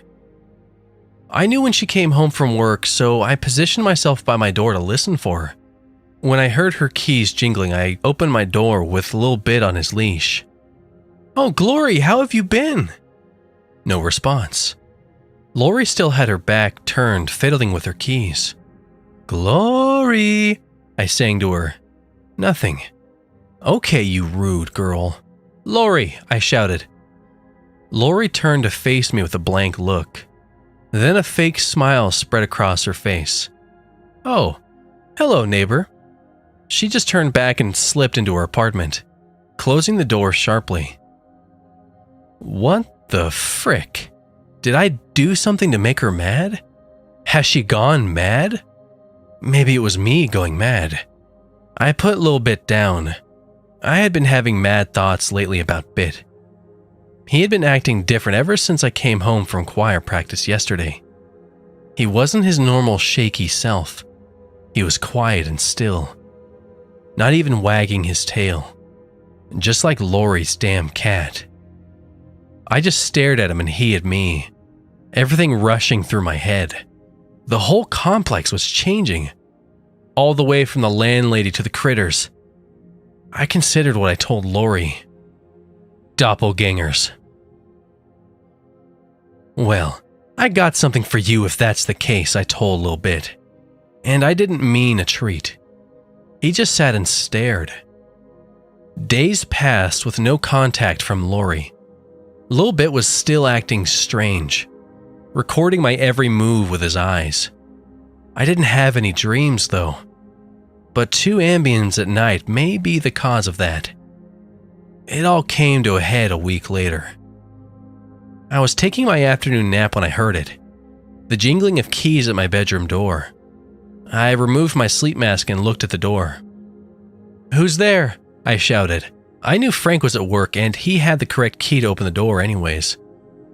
There was a long, quiet pause, then Lori's voice spoke up. "It's me, Ella. I need to talk. Open the door, please." I desperately started searching for my phone. I bought more time by asking, "Why didn't you ring the doorbell?" "Oh, I did," Lori gave a fake laugh. "You didn't hear it? Let's visit like we used to." I found my phone and pulled up the app that showed me the feed of my hidden camera. Thank God my Frank was paranoid and tech-savvy. I pulled up the feed showing down the hallway from my room. I gasped in terror. Lori stood by my door with a giant ring of keys in her hand. Behind her loomed the two monstrous maintenance men in their tan uniforms. They were hunched forward like football players waiting for the snap. Further behind them, I could see Rachel in the living room. I squinted to make out a fifth figure in my apartment. "Oh Lord, oh no," I exclaimed. It was me. Naked as the day God made me, peeking over to look down the hallway. I was right. They were changelings, doppelgangers, mimics. Lori quietly knocked and said something else. I didn't hear her. Grief had overtaken me. This means my friend was gone. I opened my drawer and retrieved old Roland, my .45. I slid the slide back quietly to rack around. I spoke over it to cover the telltale sound of metal on metal. "I can see you, you bitch. You're not Lori. I can see all of you waiting to pounce me. The real Lori knew about the camera." Fake Lori looked up into the camera and sighed and continued in a cold voice. "We will get in, Ella. The longer it takes, the more painful it will be for you. You and Frank are the last ones. No one here will help you." Oh God. Frank was still normal. I had to get help for him. I may be lost, but maybe I could save him. If I did enough damage, caused enough commotion. There was a heavy blow to my door. Twiddledee and Twiddledum were pounding on it. They would be through in less than a minute. I canceled the app and dialed 911. I whispered my apartment address 3 times to the dispatcher and hid the phone under the bed. The top of the door caved in, and a muscled arm reached through to grab the doorknob on the other end. They will have to clear the bed to get to me. I got them stacked up. Mag holds 7 and there's 5 of them. They don't know I have a weapon though. They are cocky and overconfident. Why would a little old lady be packing heat? Maybe 2 bullets each for the big guys. Yeah, the math works out. Or maybe 1 for each and 3 for Rachel. The door busted open and the goons rushed me. I leveled the gun at the first one's head. Maybe I kill them all. Maybe the gun jams and they get me. They're all on video and the cops will come when they hear the screams regardless. But God, I pray I get to punish at least one of them. They took my friend, her cat, and might take my Frank. But this is not the worst of their sins. I scream as I squeeze the trigger. They took my dog.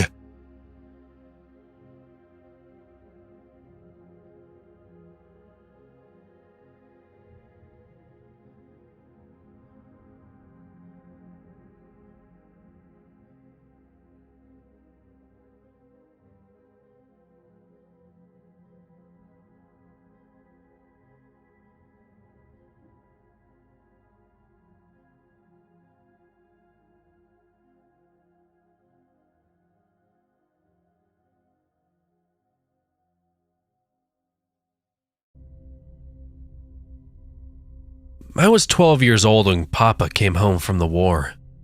But that day, I felt much younger. Mama said Papa would be different, that we would have trouble understanding, but that we should not be frightened. Because Mama said Papa would need us now more than ever.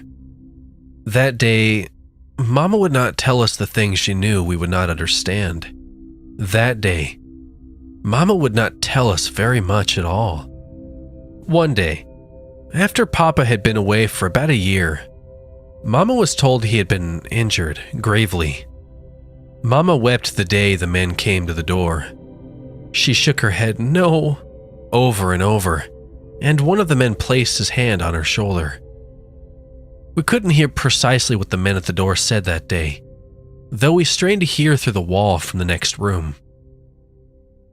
Their conversation was mostly undiscernible, until just before the very end, when we could hear the men say that despite Papa's wounds, Mama should not fret. The men said Papa's injuries made him a perfect candidate to be optimized. They said Papa would become a hero by design. The men said my Papa was a very lucky patriot, and that our government couldn't be happier with Papa's prospects. At this, Mama sobbed even more violently, but the men seemed unmoved. He is a very lucky patriot, they reiterated. Before Papa came home from the war, he was preceded by outfitters who would make our home suitable for Papa. A day before Papa was to return, the outfitters installed Papa's power track on the ceiling of our house so that Papa could move from room to room as he pleased, with plenty of energy, they said. When I was a young boy and Papa and I would play ball, he would run with the energy of 1,000 horses. Now, said the outfitters, Papa would run on energy. Energy, the outfitters said, was all Papa would need from now on. Papa had so very much energy before the war, and now energy is all that he needs. The outfitter said we should be proud of our father, a lucky patriot.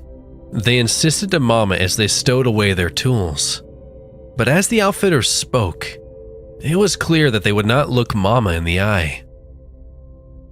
The day Papa came home from the war, the outfitters met us at the door and assigned us each a badge. "These are so that your Papa can identify you," one of the men said to us as he distributed the plastic ID badges. "Keep them on and uncovered at home so your Papa doesn't become confused." We nodded blankly as a van backed into the driveway. Papa would need to charge his energy reserves, we were told, so he would be asleep while the outfitters installed him onto his track. That night, Papa hung by the front door on his track as he charged, next to the raincoats on the coat rack that he and I had built during summer when I was 10. Since the shelf had no ID badge, I wondered how Papa would recognize it. I wish Papa had an ID badge, I thought that night, as I watched him, dangling silently on his track as he built up his energy. Maybe then I would recognize him. The morning after the outfitters installed Papa onto his track, he awoke and drifted into the kitchen with a ruckus. His ceiling track would become less noisy after a break-in period, the outfitters assured us. We had been so eager to speak with Papa since he had left for the war, and to tell him how much we'd missed him so. But on that morning, none of us could find words for Papa. He didn't seem to mind, though. His display screen assured us that he was awaiting family input. Before the war, Papa had always loved to ask us questions about our lives and our feelings and our dreams. And so we were glad to see that he was patiently waiting our input. Before the war, Papa always had such profound thoughts to share with his family, and he loved to speak his mind. That morning, though, Papa merely awaited his family's input, hanging silently. In the ensuing years, as I grew into a young man, Papa's memory troubles would frustrate me, and I would shout in anger. Not at him, but rather at Mama, because I knew Papa was injured in the war, and he wouldn't be able to understand. How could he have forgotten so much of us, of watching us grow up? I raged. Your father knows that it has been difficult for us, Mama would remind me on those most trying days. When I asked Mama why Papa couldn't remember my favorite color, why he couldn't remember our weekends fishing or camping, Mama said that when Papa was injured, the optimizers had not been able to find enough information to properly configure his predictive personality augmentation prosthesis, and that Papa's injuries had rendered his baseline data quality as poor during the onboarding procedure. She reminded me that, had Papa not fought with such valor on the government's behalf, he would have likely not been nearly as eligible for optimization, and that our Papa would have been lost to the war. Each time that I would yell and scream at Mama in this manner, my resentment for Papa grew. Before the war, Papa was an optimal man. After he was optimized, though, he had been rendered dependent on our patience, on our love, on our pity. His family had required optimization as well, it seemed. The war, meanwhile, raged on, and every day's news coverage brought fresh stories of newly optimized lucky patriots, and every day we found ourselves thinking of their newly optimized families, though we tried not to. For the past week, Papa has been away for maintenance. Though he will have returned by my birthday tomorrow, I had wished he wouldn't be there, because I cannot bear to look at him anymore.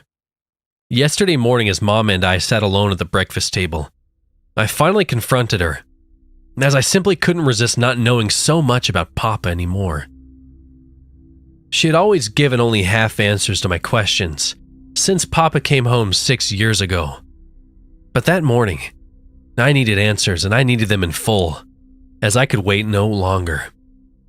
I interrogated her as to what she had been told after Papa's injury. I wanted to know what, if anything, she had agreed, apparently on all of our behalves. Fighting tears, she finally shared the details of the day the men from the government came to the door when I was 12. Mama said the men told her that Papa had been injured in a manner that rendered his optimization mandatory, and that the government automatically approved any soldiers to be optimized if they had family to care for, should their injuries require such. The government, Mama said, wanted to return to the families as much as they possibly could of what they had taken for the war. This notion filled me with rage. And exactly how much of Papa did they manage to so kindly return to us then? I demanded, as my hands clenched into fists in my lap. That appliance that they said was our Papa. How much of Papa is in there? How much of Papa came home to us, Mama? I want a goddamn quantity. Mama, speechless and fighting tears, stood up from her seat at the table and nodded to herself, as if affirming the correctness of what she was about to do. She meekly wandered to her little desk in the corner of the kitchen, and after a bit of rummaging, she produced a manila envelope, out of which she selected a one-page document. After restowing the envelope in her desk, Mama returned to her seat, then slid the paper across the table to me. Face down, the wary look in her eyes begged me not to read it, but I needed to know. I flipped the page over and scanned the document. The title header read, Battle Zone Wounded Personnel Recovery Report. Summary of recovered remains for Soldier ID 121-73245. Papa's ID number. Below the title was a bullet-pointed list, detailing what had been recovered. Personal effects. 1 dog tag, partial matching Soldier ID. 1 wedding ring, 18 karat gold, complete. Total personal effects to be returned, 2 items. Biological and anatomical. Left ring finger, 0.11 pounds, complete digit. DNA ID match OK. Torso, lung, diaphragm fragments, 6.72 pounds, coherent mass. DNA ID match OK. Miscellaneous skull fragments, including left eye socket, 0.12 pounds. Numerous distinct fragments, DNA ID match OK. Brain matter with attached dura fragments, including pans partial, hippocampus, corpus callosum, and left cerebral cortex var. Wernicke's area, 1.73 pounds. Semi-coherent mass, DNA match OK. Neuro recovery prospects, poor. Corruption likely. I read that page yesterday at the breakfast table, and in doing so I confirmed what I have suspected ever since Papa came home from the war those years ago. I realized then that Papa had never come home from the war. and the optimized abomination standing in for Papa was nothing more than a prosthetic, a track-mounted, energy-consuming urn, a sick, hollow, user-interactive effigy to the man who had raised us and cared for us. They put my Papa through the meat grinder, and they called the mess of flesh and gore that came out the other end a lucky patriot, indeed. Who in the world would need to mourn or to bury a lucky patriot? As long as they can still slow our coffins off onto a ceiling track, we can all be lucky chuckle-fucking patriots, awaiting our family's input. They had even managed to save Papa's wedding ring. What luck! What patriotism! I can't even fucking believe it's not butter. Come fight for us, they say, and we'll send you home in a 50-gallon bag of lucky patriotism, complete with ingredients list. That's right, folks. Eternal life on a stick for each and every lucky patriot. Careful, though. It could stain the carpet. And now, tomorrow is my 18th birthday, and I am to be an adult. At dawn, alongside my fellow draftees, I'll be leaving off to go fight in the war. Papa doesn't seem concerned, though. He is, as always these days, awaiting family input. Regardless, I don't pay too much mind to Papa anymore, as I've reached a new understanding. Our Papa, who fished and camped and built shelves with me, and who knew with certainty that my favorite color was green, never did come back from the war. Now as I gaze across the table into Papa's display screen, lost in my own reflection staring back at me, I've realized something. I hope, beyond luck, that I shall never come home from the war either.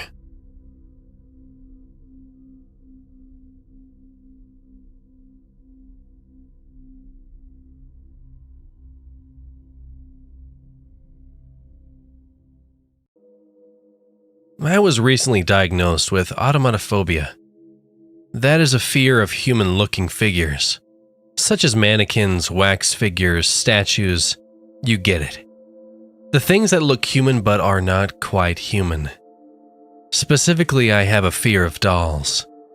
I don't mean like the Barbie lineup produced by toy companies, although they give me a slight discomfort. I mean old, creepy, porcelain dolls. My phobia has become severe enough that I could never allow any kind of dolls in the house, or let my daughter play with them. I'd buy her any toy she'd want, even if it's more meant for boys, but I'd never buy her dolls. Then suddenly, one got delivered to my house for my daughter's birthday. I found it sitting on the living room couch, staring at me like it had done that night all those years ago. My therapist has suggested that I should write down what happened to me so that I can start my recovery. I'm writing this down not knowing if it's still sitting in the same spot, or if it's moving and watching me. The story begins with an old woman who lived in my hometown years ago. She was, as my mom would politely describe her, eccentric. What made her that way was that she was always seen carrying an old antique doll everywhere she went. Sometimes she'd be seen carrying it over her shoulder. Other times she would push it around in an old rusty baby carriage.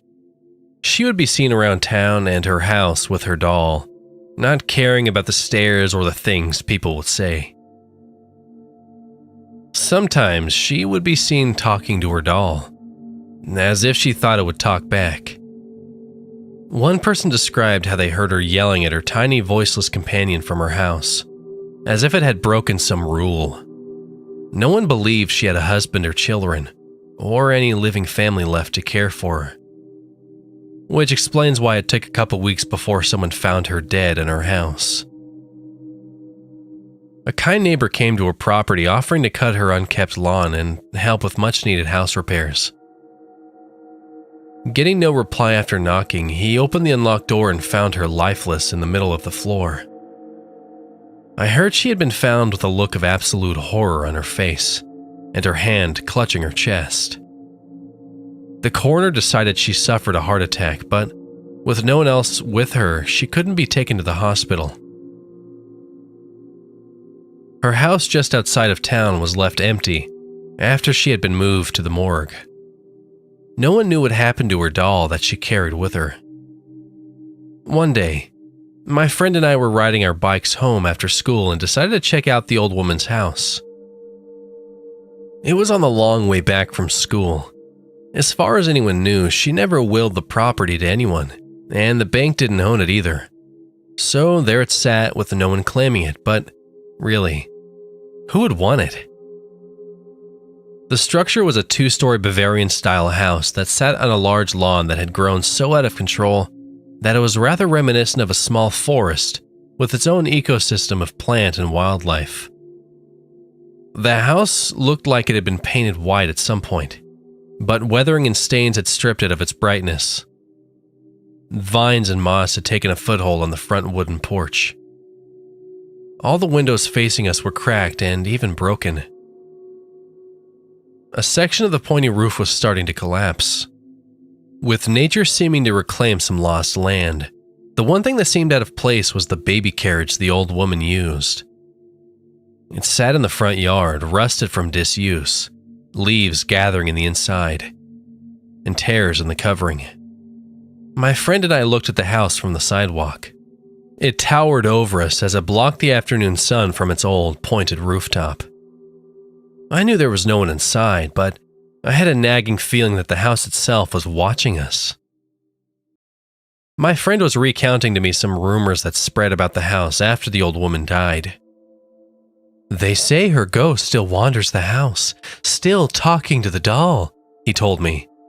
He also told me how he had heard the doll still sits somewhere in the house. I, meanwhile, kept looking at the house, and a movement caught my eye. A curtain on a second-floor window showed slight movement but looked like someone had parted it. I told my friend about it and he just made fun of me for seeing things. "I bet you couldn't spend all night in that place," he accused me with a sneer. "I could too if I wanted," I protested, always trying to be brave to my friend for some reason. "Sure thing, pussy," he said to me. You know the Back to the Future movies when Michael J. Fox got triggered when someone called him a chicken? Well, for me, being called a pussy was worse. I took him up on his dare, on the condition that I take pictures of the inside so he knew I wouldn't just run away. Later that night, I waited for my parents to fall asleep before sneaking out of the house. I quietly exited my room and down the hall back to the door, as it was more silent and farther away from my parents' room. I grabbed my bike and rode out of my neighborhood and eventually outside of town before I reached the old house. It seemed more menacing after dark. The old house was illuminated by the light of the moon. I placed my bike on the sidewalk and made my way to the old structure, observing the window on the second floor. The curtains remained still. I took my first pick of the house. I made my way through the large grass and finally made it to the porch. My foot leaned on the first step, causing a large creak that echoed throughout the yard. I pressed forward to the front door. It had an old-fashioned knocker in the middle. It had the shape of an eagle, its wings open in flight. It may have been bronze, but time had rusted it to a dirty brown with chipping paint. I reached for the door handle and, surprisingly, it turned. Weird, I thought. They probably would have locked this door. However, since no one would take this place, why would it be locked? I opened the door to see a darkened entryway. My phone had a flashlight app, so I reached for it immediately to turn it on. The entryway led to a long, dark hallway with an open room at the end of it. The floor was covered in dust and trash. My flashlight had exposed some rats and insects hiding in the filth. The part of the floor that wasn't covered in trash showed a flower-patterned carpet. Its color had long since faded. To my left of the entryway was an ascending staircase. To my right, there was a smaller room that I think was the parlor. The room was empty aside from some closed windows and furniture that was covered. The floor wasn't as littered in here as it was in the hallway, so I could see another old flower-patterned carpet. The exposed wood was old and splintered, and I snapped a few pics on my phone. I walked out of the parlor and back into the entryway. I stood over the middle of the floor. This was supposedly the spot where the old woman was found. The silence of a lifeless house had surrounded me. I pressed forward down the dark hallway. There were several paintings on the walls. They looked like portraits. The old lady featured frequently in them. After a few steps, I found myself stepping on something hard yet flexible as it squished under my shoe. Then, I heard a faint but very unmistakable high voice say one word below me. "Mama!" Either the word or voice caused me to freeze in place. I looked below me to see the source of the noise. I found a lonely baby doll lying on top of the litter. It had synthetic blonde hair and a dirty pinkish dress. I picked it up to inspect it. It was about the size of my phone. It had dirt and filth covering its face and clothing, its pink dress losing color. The face had suffered the most damage. There was a large tear in its plastic face, the scar showing the hollow inside of the head. I squeezed it again and it gave out another "Mama!" The voice box still operating but very faint and muffled. I placed the doll back on the floor after taking another picture of it. Further down the hall I went. The room at the end turned out to be a larger kitchen-dining room mix. The stovetop was covered in a layer of dust and greased from never being washed. The table was covered in a white cloth with dirty dishes on top of it. I found another doll sitting in a chair at the end of the table. This one was wearing an old sailor's uniform. It looked more male than the first one I saw in the hallway. I walked to the sink to find pots and pans flooding it. There was a layer of filthy, stagnant water underneath them from the amount of food matter and mold accumulating at the bottom. The pots and pans were never washed, food matter and grease being caked into them. The sink smelled terrible, like as bad as it looked. I took another picture of the room before leaving. Outside the kitchen, I found a closed wooden door. I opened it to find an old, very unclean bathroom. The tub and sink, both of which were supposed to be white, had yellow stain and mold inside the receptacles. The worst thing, however, was the toilet, which looked like the stuff of nightmares. Dried fecal matter covered the inside as it was drained of all water. To this day, I can't use anybody else's bathroom without thinking about this mess. I quickly shut the door while trying to keep myself from vomiting from the sight and stench of that bathroom. I stood outside and waited for the feeling of nausea to pass. Then, I heard a sound. The house itself was dead quiet until now, with nobody else here but me. But I could make out the sound of something creaking upstairs in a room above me. I know old houses make noises like creaky floorboards, drafty spaces, and maybe rats in the walls.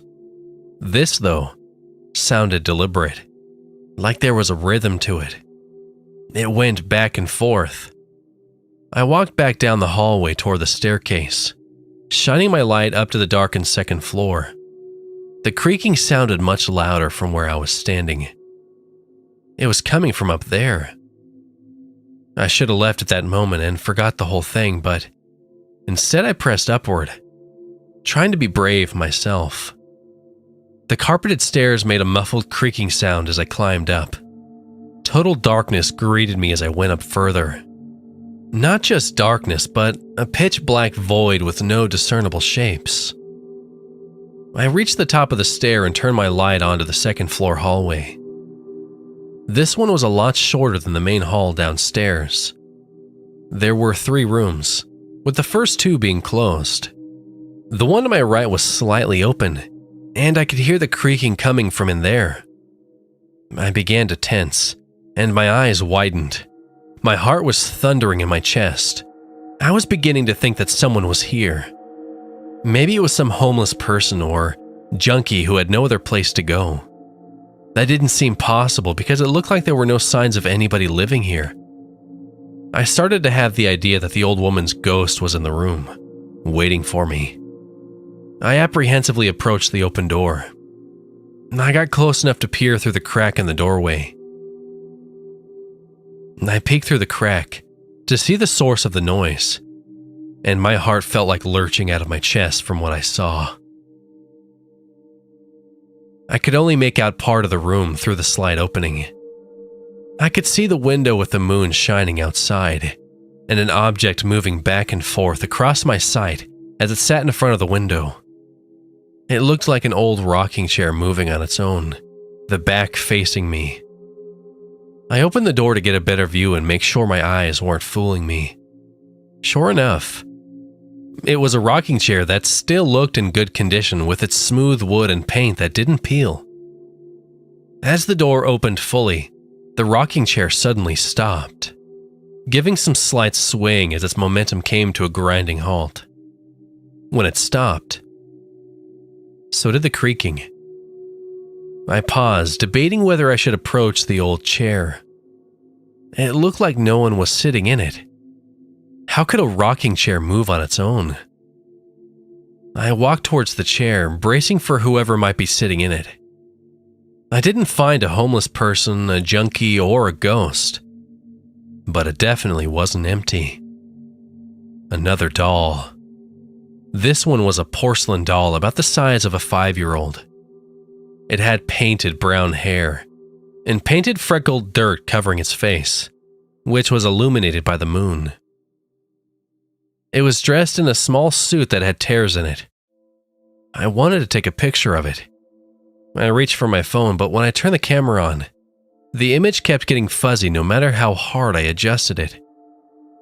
Finally, I went in to inspect it. It was the creepiest thing I had ever seen. Its pale blue eyes, though motionless, seemed to have followed my face. The doll was utterly motionless. I thought there was no way that it could have moved the chair on its own. I poked it to feel what it was made of. The torso was stuffed with cotton or feathers. The porcelain head was the only thing that had any weight to it. Still not enough to move the rocking chair the way it moved.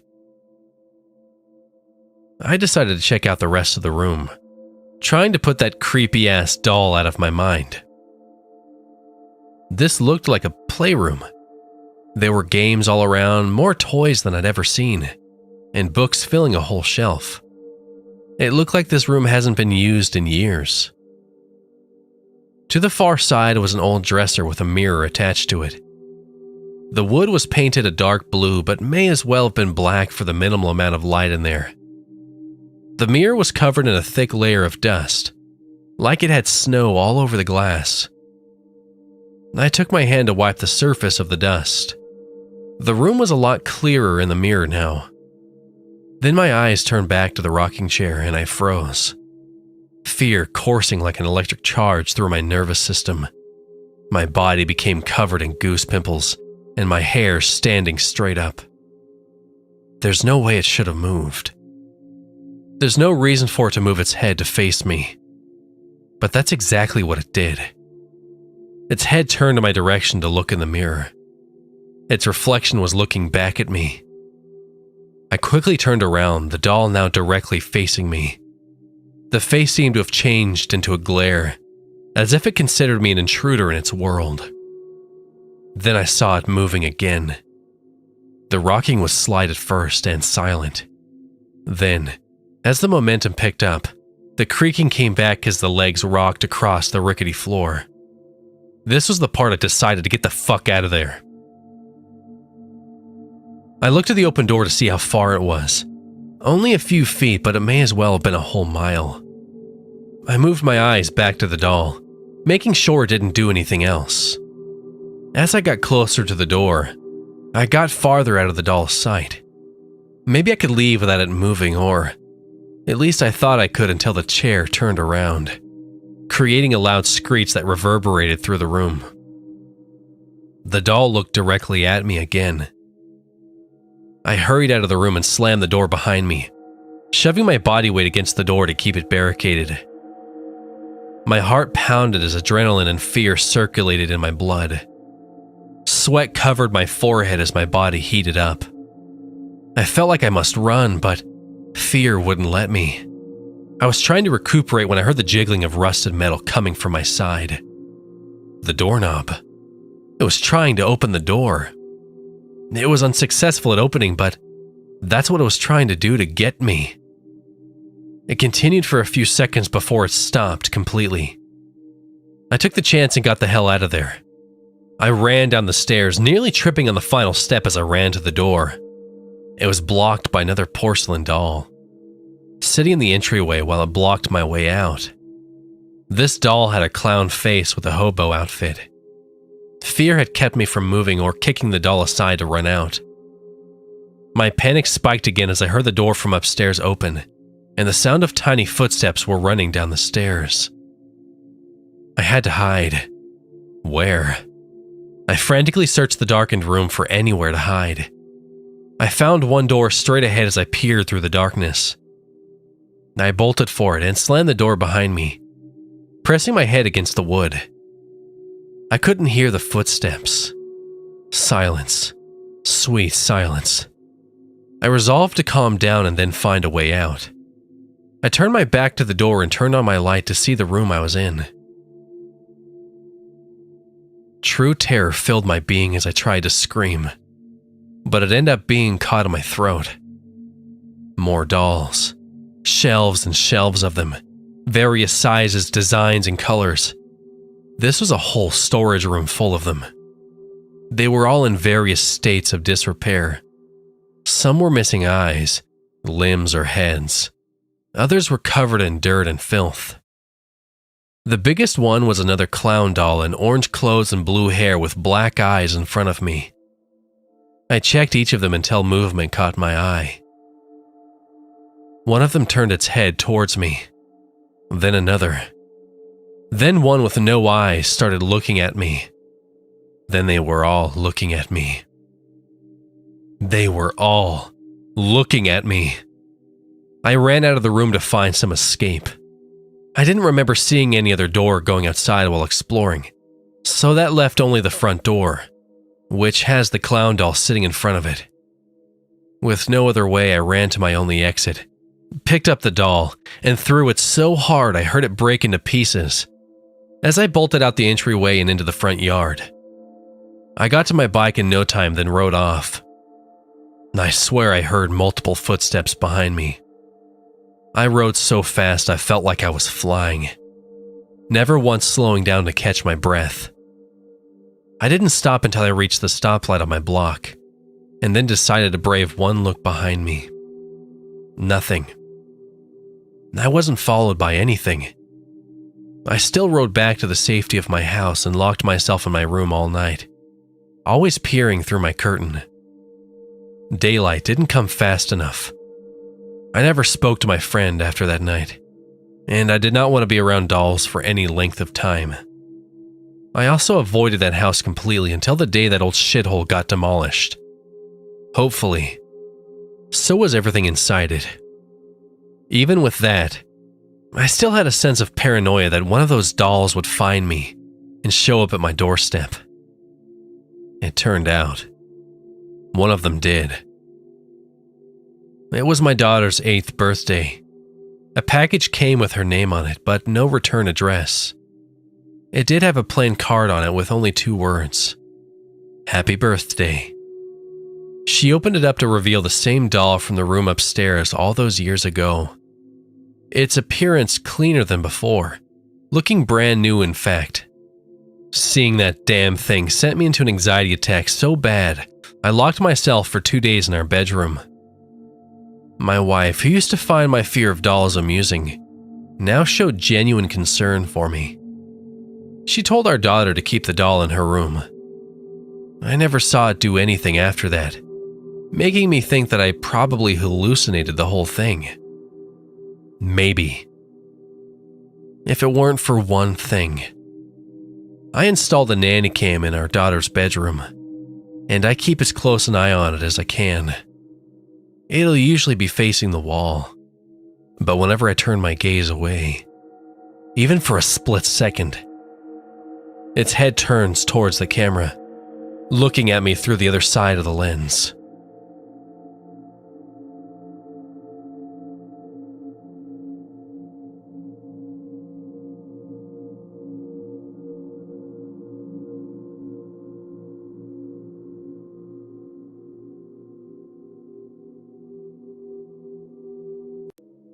Complete darkness is something no one can accurately describe. I sat on the cold concrete ground surrounded by utter blackness. A blackness so deep I couldn't even see my hands as I lifted them in front of me. The air was thin and stale, causing short inhales followed by longer, shaky exhales. My back was pressed against an equally cold concrete wall as I peered strongly into the darkness, attempting to force my eyes to adjust in this place, devoid of even the smallest light. Breathing sounds emanated from the seemingly eternal blackness in front of me. These were not my breaths. Hello? A light, male voice emitted from the dark. The soft whimper was clear in this completely silent place. My sense of hearing was the only sense I could trust. His confused and frightened plea got my attention quickly as I turned my head towards the source. I opened my mouth to speak, but another sound in the opposite direction caught my attention. "Hey, where are you? Who are you?" A deeper voice broke through the stale air. I remained quiet. Please don't hurt me, man," the softer voice pleaded. "I don't know what's going on." "I'm not gonna hurt you. I don't know why I'm here," the deep voice offered in a lower tone. Several seconds of silence filled the air as the echo from his voice slowly faded. I moved to speak yet again, but was once again interrupted. "You guys, what's happening? I don't know what this is either. I went to bed and woke up here. I don't remember anything," another disembodied voice stated from directly in front of me. I had to say something to make them aware of my presence. "Hey, me too. I have no memory after going to sleep. I just woke up here, cold and in the dark. Who are you people?" I said hurriedly, trying to get my words in before someone else spoke. "Tell me who you are first," the deeper voice snapped back. I was thrown off by his sudden anger, but I understood it. The voice on the other side of the room spoke up first. "My name is Evan. I'm scared, man. We need to find a door or something," the jittery voice said, clearly becoming more and more terrified as his words progressed. "David," the voice directly in front of me simply stated. There were several more seconds of quietness as the complete silence allowed an audible heartbeat from my chest. "I'm Luke, but we're not getting anywhere getting to know each other. Let's try and get the hell out of..." His commands were interrupted by a loud buzzing sound, filling the entirety of the room. A dim, red glimmer appeared in the darkness. The small amount of light provided a reddish hue, lighting up one section of the room. I slowly began to sit up. I was interrupted by the sight of a silhouetted hand reaching for the light. "What the hell is this?" Luke's voice whispered in a much lower, still deep voice. A figure began to appear on the other side of the light. "I don't know, but this might be the way out," David said with a confident tone. I moved towards them to join in on the discussion. The room was still eerily dark, as I could not make out my fellow captives other than the darkened shadows. The red light was somewhat beckoning as I slowly moved toward it. It didn't take long for the four of us to arrive at the light source. "It's a power box," David said as soon as I arrived. "We need to find out what it's powering. That's a start at least." "Hey guys, look," Evan said as he ripped a small piece of paper off the side of the box. Evan took a few seconds to review what the small paper had to offer. his eyebrows furrowed in the red hue as he slowly looked up. He slowly handed the paper to David, who began reading it aloud. On 2 days complete, you will have reached a great feat. Your freedom you'll meet. David read with a whisper, slowly lowering the notes as he read. A tearing sound was heard next to me. Guys, there's another one on this side, too, Luke said while angling the freshly torn note under the little light there was. To leave forever, couples must work together, for we're more clever, Luke said in a straightforward and flat tone. As Luke let out an exhale through his nose, a shadow appeared to wave underneath the box. Another piece of paper. This time, I moved to grab it. The red light washed the newly found slip of paper in an almost blood-red light. I began reading. Your stalkers will watch as we count down with each notch. Death pairs with each botch, I said, attempting to say it like the poem it was meant to be. Damn it, what the hell is that supposed to mean? Is this some deranged fanboy of horror movies trying to get his rocks off by scaring us? Evan shouted as we all straightened up from his sudden outburst. Shut the hell up, man, Luke growled in his intimidating deep voice. Even though we were all bathed in shadows, I could feel the two glaring at each other. The standoff didn't last long, however. Another loud buzzing sound was heard. Directly behind Luke, a rectangular light began to appear. A door was opening. This was our way out. We moved towards the door as a white light filled the room. The confines of the room we had been in appeared before us. The tiny, dark room was beginning to fill with an almost welcoming light. As we approached the door, sobbing was heard from right behind us. The four of us stopped in our tracks and slowly turned our frames to look behind us. As the light began traveling across the walls, a huddled body began to light up in the corner. Tears covered his cheeks as the young man in front of us held his knees to his chest. David immediately pivoted to approach the frightened man. Hey, who are you? Why didn't you tell us you were there? David said in a soft voice as to not frighten this poor person who was clearly terrified. I'm so scared. I didn't know who any of you were, where I am, or what I'm doing here, he said with heavy sobs in between each word. We're going to get out of here, buddy, David replied, trying to offer as much support as he could. David reached out his hand. The young man, whom we discovered later was named Taylor, quickly grasped David's hand as he pulled him to his feet. After a quick, motivating pat on the shoulder, David led him from the corner and we moved to finally make our exit. We stood in a quiet daze as we absorbed our surroundings. What appeared to be an industrial warehouse greeted us with old, unkempt shelves and machinery littering the large room. As we walked towards the middle, a single dark hallway led out of the room. Several open rooms that appeared to be darker than the already darkened hallway could be seen down the hall. The five of us looked at each other in confusion, hoping at least one of us would say something about our current situation. Let's split up, Luke said, breaking the silence. We all glared back at him for his terrible idea. His sideways grin showed us he was kidding. Yeah, we can do more damage that way, Evan said with a chuckle. Taylor let out a giggle as well, and we all quickly picked up on the movie he was referencing. Our short burst of humor was short-lived, however, as we began focusing yet again our current problem. As we browsed the decrepit machinery and tools, a loud crashing sound echoed through the hallway. It was very distant, but loud.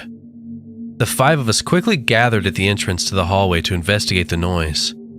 Hey, guys? Taylor whispered behind us. Almost simultaneously, we all looked back at Taylor to observe him pointing to the corner of the room. Another red light appeared, yet smaller. As we approached the mysterious light, we found out quickly what it was. A security camera was aimed towards the middle of the room. A quick glance around showed several more cameras. "What the hell?" David said with his mouth dropped. "Dude, are these the stalkers that note mentioned? They're freaking watching us, man," Even said as he raised his voice with each word. "Well, let's change that," David said with authority. "Let's get the hell out of here." David began walking towards the hallway to move down, and we followed suit. As we walked, the shadows from the dim lights created an almost web-like sight from the protective cages the bulbs were housed in. Aimlessly, we wandered as we passed room after room that seemed to be filled with the same industrial machinery and equipment. This place was larger than we first gave it credit for. A dead end. We'd reached the end of the hallway with no way out. A small note was posted in the middle of the wall. We all stared at each other blankly as we knew what this was. It took a few seconds for one of us to build up the courage to grab the note.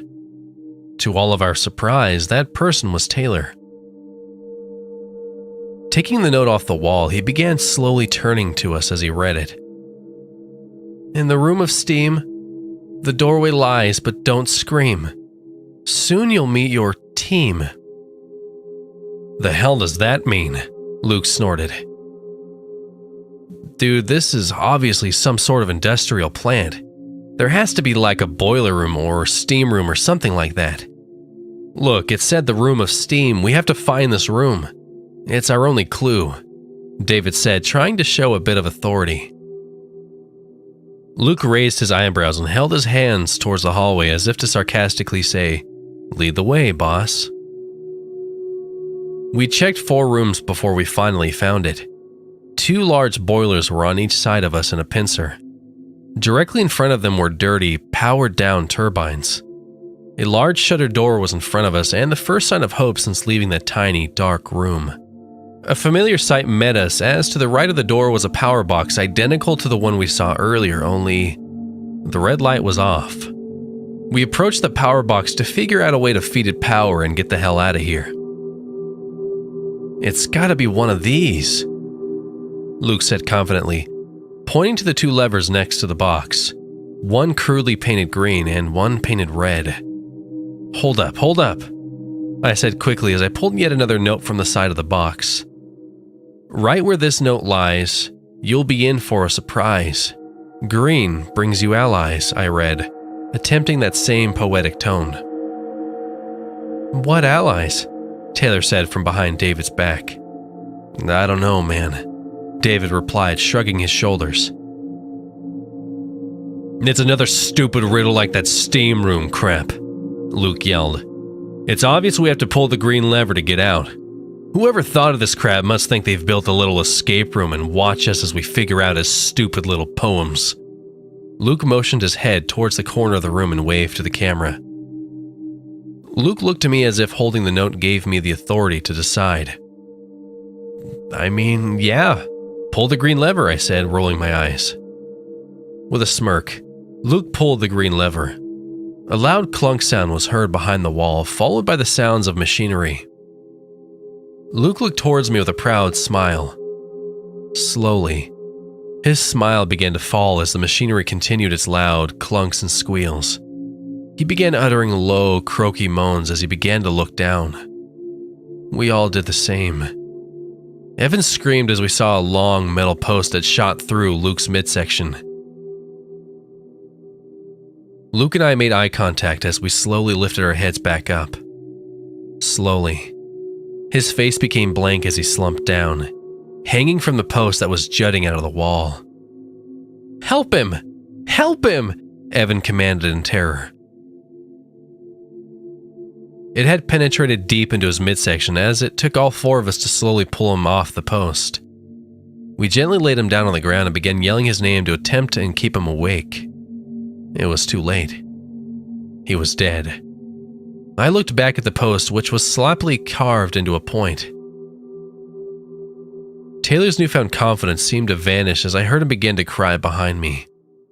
In rage, David grabbed the note from my hand and glared at the scribbled writing. "Oh my God," he said softly. "We didn't solve the riddle." "What do you mean?" Evan asked. "The note says, right where this note lies." "The note lied to us," David stated with his authoritative tone now gone. I grabbed the note out of David's hands and crumpled it, throwing it to the ground. I hastily stood up and with an angry pull, I pulled the red lever. More clunks and squeals emanated from the wall again. David moved to grab me and get me out of harm's way. I confidently put one finger up, telling him to wait. The shutters began opening. Evan let out a sigh of relief as David hurriedly ducked under the door, not wanting to wait for it to fully open. "No, dude, no," Evan cried in defeat. Another shutter door.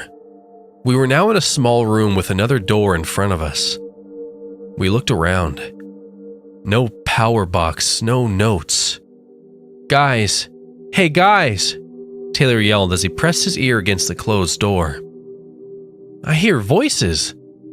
We all copied Taylor's posture as we pressed our ears against the cold, dirty door. He was right. Voices were heard from the other side. They were all female and seeming to be arguing with each other. The words were indiscernible, but they were clearly frightened in their tones. "Hey, whoever's out there, open the door!" Evan commanded.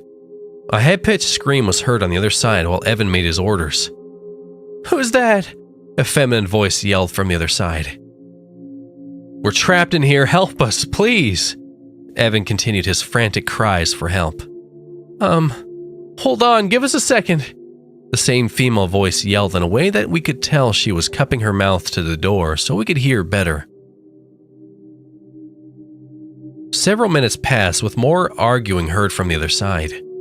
More machinery noises emitted from the wall next to the door. Very familiar noises. I looked at David, who had his hand over his mouth, not knowing what was about to happen. Slowly, the shutter began to rise. As the door opened, 5 women began to appear, and among them was Jen, my wife. In an almost romance novel type of way, we leapt towards each other and hugged each other tightly. "Oh my gosh," she yelled into my shoulder. "What is going on?" "I don't know," I said softly, "but we're getting out of here now." It was then that I turned to look at the others. The other guys I had been trying to escape with were embraced in similar fashion with one of the women. We all seemed to notice the scene at the same time. "They're taking couples," David said. "Whoever is doing this took..." David stopped his explanation and peered towards the shutter door us guys had come from. One of the women, the oldest of the bunch, was standing over Luke's body, hands over her mouth. David walked towards her and put his hand on her shoulder. He knew who the lady was. "Don't touch me," she yelled as he jerked away and began backing up. "What did you do to him?" she yelled, pointing at David. "Whoa, I didn't do anything. Whoever is doing this set up a damn riddle to solve. We chose wrong and something came out of the wall, stabbing him," David retorted, putting both his hands up. The woman fell to the ground, crying. "He was my husband. Luke. No, Luke," she continued, cupping her face to hide the tears. David knelt down next to her, once again putting his hand on her shoulder. "I'm very, very, very sorry for your loss. I believe we're on the same danger, though. Will you help us escape?" he said as gently as he could. It was obvious who was going to lead us out of this. From there on, we followed David as he was the only one with a clear mind to take control. A loud buzzing noise was heard again, paired with both of the open shutter doors falling closed with a loud slam. Several of us screamed at the startling event. We were stuck, again. Or at least we briefly thought. Scraping noises began to fill the tiny room from one section of the wall. The wall was moving. It was a false door, and what showed itself as soon as it cleared was a regular door. The reason I say regular is because it wasn't a shutter door, Not some industrial strength door with an electric box. It was a simple door with a doorknob. One of the women began walking angrily to the door. "Kaylee!" another woman shouted, holding her hand out. Kaylee opened the door, peeked in, turned her head to us, and beckoned us to follow. We did. We stood in awe as we had now entered a large circular room. No doors, no hallways. Nothing but what seemed like metal walls surrounded us. Several more cameras hung on the walls, making sure to catch every move we make. The small table sat in the middle of the room with a light beaming down on it, as if to show us something. That something was another note sitting in the middle of the table.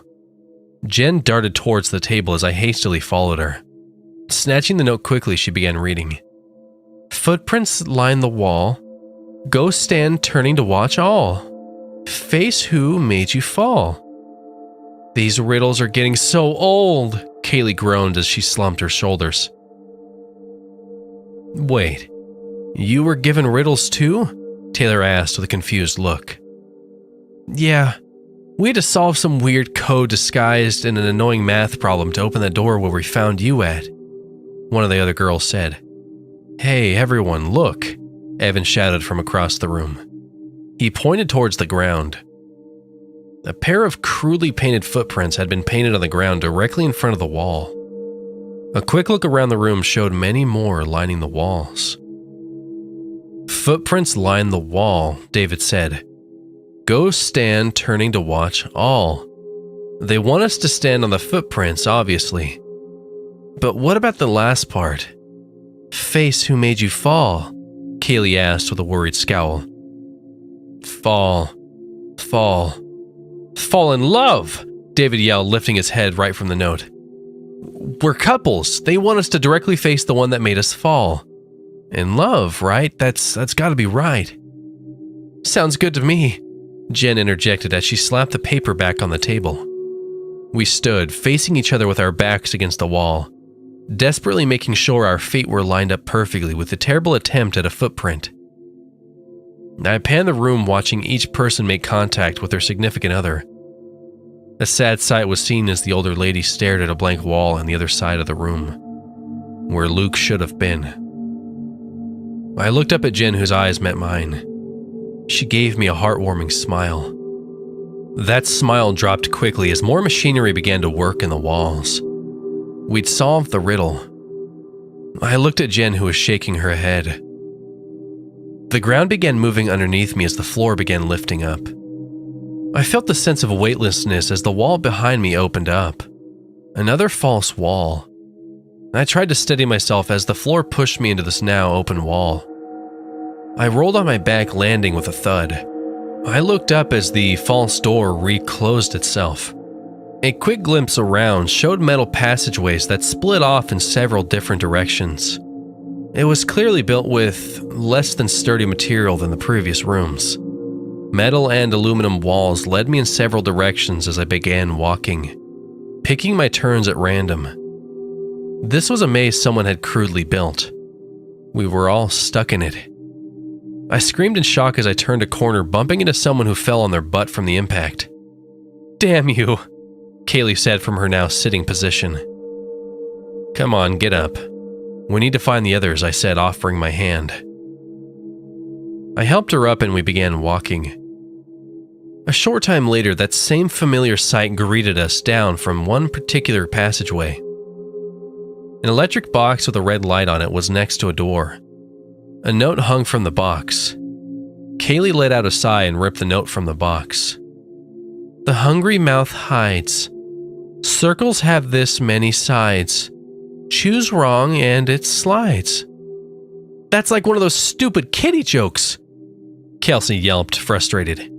"Yeah, but do you know the answer?" I asked.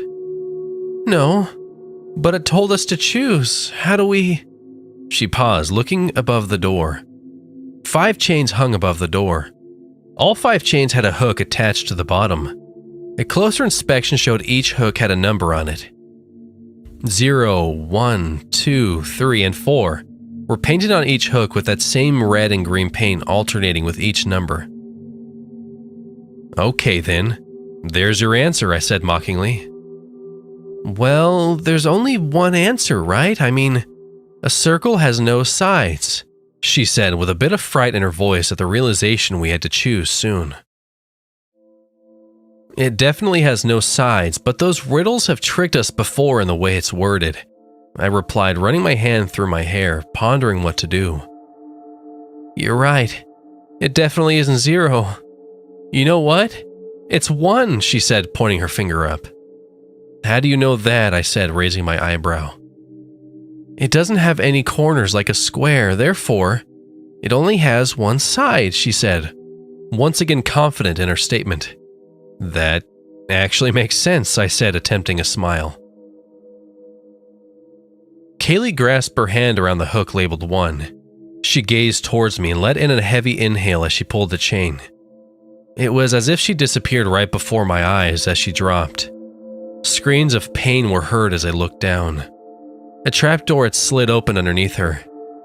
She had dropped into a small pit, and at the bottom was a steel grinder. I watched as the blunt metal teeth of the grinder slowly ate Kaylee as she was seemingly devoured by the giant machine. "This maze," claimed another victim. The door slowly slid shut. I placed my hand on my forehead as I thought of the answer. It was indeed a riddle I'd heard as a child. How many sides does a circle have? 2. The outside and the inside. I grabbed the chain labeled 2. I pulled in. Another buzz was heard, followed by a click. The door opened slightly. I pushed the door open and walked through. More of this metal and aluminum maze continued as I took turn after turn. More and more of those security cameras littered the walls, watching my every movement. A shadowy figure appeared at the end of the corridor. "Hey!" I yelled. The figure moved towards me. It was Taylor. I could tell he'd been crying as his cheeks were puffed up and eyes red. "Are you all right, man?" I asked. "Yeah, I'm just scared," he said quietly. There can't be too many doors left. I just solved a riddle on one that led me here. Let's find another one, I said, not wanting to mention what had just happened to Kaylee. He nodded his head and we proceeded. After several minutes of walking through more and more corridors, taking more and more random turns, we found another large shutter door. "This has to be it, dude," Taylor said with a whimper. "A big shutter door let us in here. It has to lead us out, right?" "I guess, man, I don't know," I replied as I studied the door. Again, a note was stuck to a powered-down box. Taylor walked towards it and excitedly grabbed the note. 2 rooms left and right. The one with bees is quite right. Choose wrong. You're squeezed tight. We looked on either end of the room. 2 smaller rooms were indeed left and right of us. We approached the one on the left and attempted to peer into the small window we were only able to see through standing on our toes. It was empty. "Wait, I hear something," Taylor whispered as he pressed his ear against the door. He looked up at me with a look of confusion. "I hear buzzing noises like flies or..." He stopped momentarily to make eye contact with me. "Bees," he continued with a frown. "But the note said the one with bees is quite right." "That has to be it," I said, yet again attempting to keep command. "No, man. It says if you choose wrong, you will be squeezed tight. I'm allergic to bee stings. I once got stung and my face puffed up to where I couldn't see." "That must be what it meant, right?" he answered, picking up speed as his sentence moved on. I lifted my hands up on either side in confusion. We looked towards the other room and tried to peer into a similar small window. Since I was the taller of the 2, I gazed in. Another empty room except the wall was littered with red and green paint, all letter B's. I smiled and looked down at Taylor. "The letter B. The walls are covered with it," I said, shaking my head. "Seriously?" he said as he looked up at the security camera watching us solve another riddle. The room had a sliding door. Tyler opened it and walked in. I blinked in a startle as the door slammed shut as soon as he entered. I tried to open the door again, yelling Tyler's name. I could hear him inside, but couldn't tell what he was yelling. I once again ran back to the window to peek in. Tyler was panicking as we both seemed to hear more mechanical noises start up. Tyler's panic turned to utter shock as we both witnessed the metal walls closing in on him. This was a compressor and it was activated. I watched as a third victim succumbed to this cursed maze. Taylor was crushed in the compressor. I walked towards the other small room. I opened the sliding door to hear the sound of louder buzzing. No bees. I looked towards the ceiling, another security camera with a speaker. There were 4 speakers on each side of the room, making the buzzing sounds. Almost as soon as I entered, the buzzing stopped. The sliding door closed behind me as I heard mechanical noises start up yet again. I quickly ran to the door. It opened. I darted out of the room to see the shutter door was slowly opening. I ducked underneath and was met by another shutter door. Not all was as it seemed, though. While I looked at the other door, to my left was a chain link fence with a gate door. I was free of this maze. The night sky was a warming sight as I gazed at the stars. More mechanical noises were heard. I looked down as I realized the second shutter door was opening. Did more people make it? As the door slowly opened, I saw feet. I recognized those shoes immediately. They were Jen's shoes. I smiled in delight as she walked from the building. It was then that I looked down to see Jen, dragging the bloody body of Evan. A serrated knife was clutched in her other hand. She smiled at me menacingly. He solved the last puzzle. I kinda just reacted. I couldn't let him get away, she said coldly. I stared into her cold eyes. She was delighted in her actions. She continued, I got 5 of them. That older lady almost caught me and asked if I was trying to get her killed by answering wrong. I mean, I was, but she fell back in line after a few quick misdirections. I was more clever, she said with a huge grin. My thoughts went back to that first poem where the stalkers said they were more clever. They were indeed. Damn you! Damn you! I yelled in frustration. I only got 3. 1 was stabbed in the gut, 1 fed to the grinder, and 1 smashed in the compressor. I looked up at the camera pointing at us with that red light. 5-3. I'll beat her next time, I said to the camera with a grin.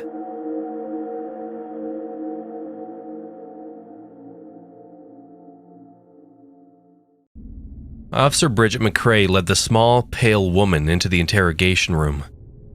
She pulled out a chair for her at the table, then sat down on the other side. She used a pen to write the woman's name, Allison Derby, and her address on a notepad.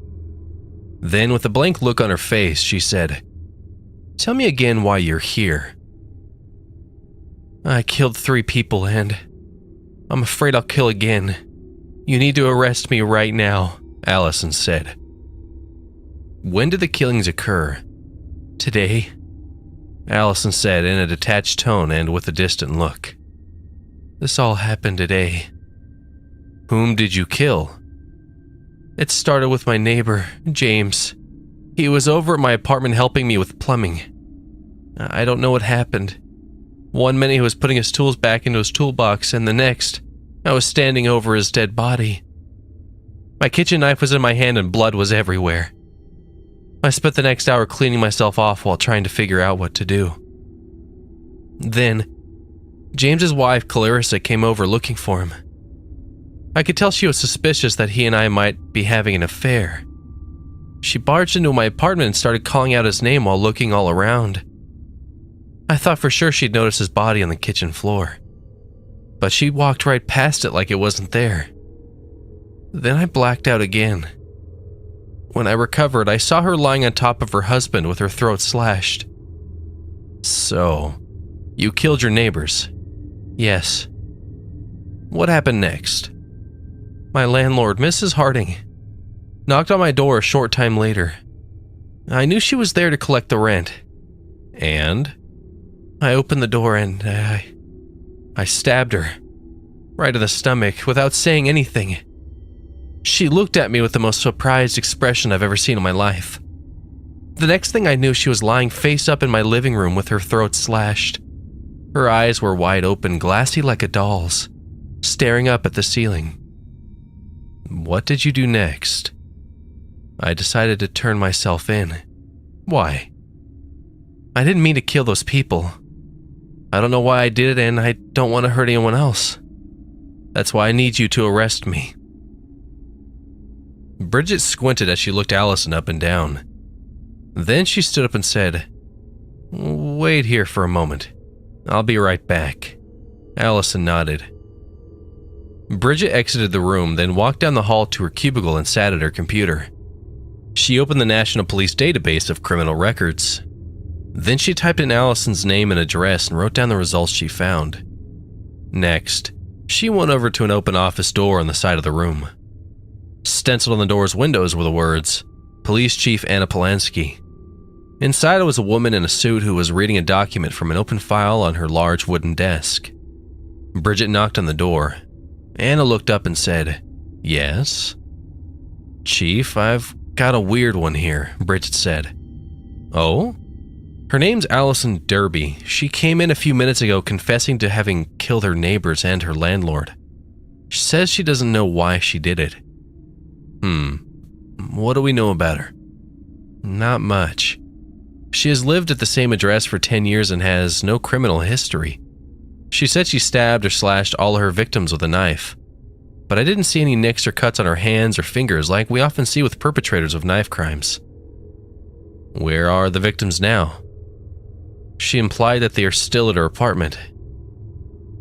Anna leaned back in her chair and looked up at the ceiling. Then she said, "What do you think?" "I think she's crazy."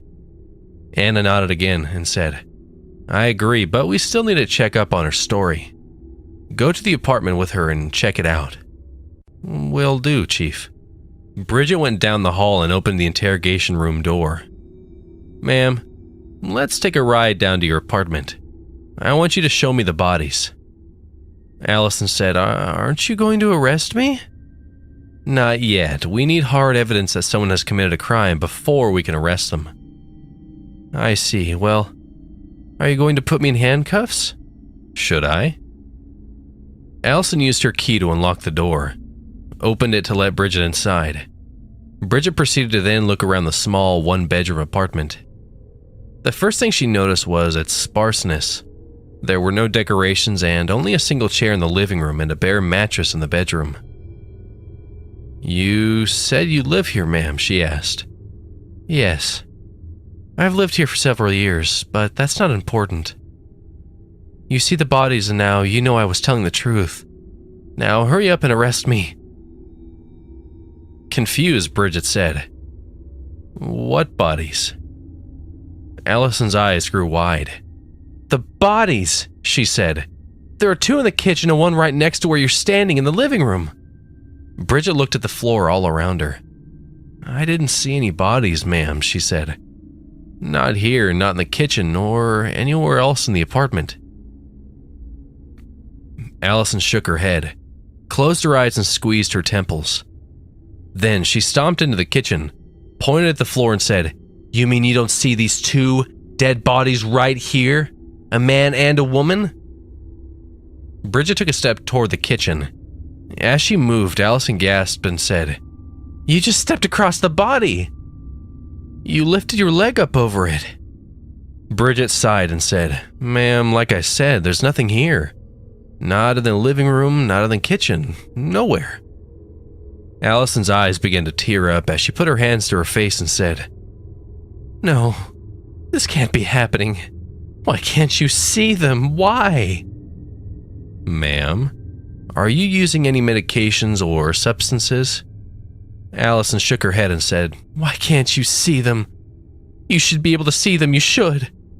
Bridget turned her head to speak into her police radio. Dispatch, I'm at a suspect's apartment investigating a possible 187, but it was a false alarm. I'm headed back now. When she turned back around, she saw Allison standing in the kitchen doorway. She had an intense look on her face and held a long kitchen knife in her hand. You're lying about not being able to see the bodies, she said. I don't know why, but you are. If you want to arrest me, then you leave me with no choice. She raised the knife and screamed, pouncing at Bridget with surprising speed. Bridget pulled her gun and fired 2 shots into Allison's chest at point-blank range. She collapsed at the floor in a heap, the knife clattering to the ground. Bridget looked down at where she'd fallen and gasped. Laying beneath her now were 2 other bodies. One was a man and the other was a woman. Blood covered their skin and clothes. What the? Bridget said. Then, with her lower lip trembling, she turned her head and looked out into the living room.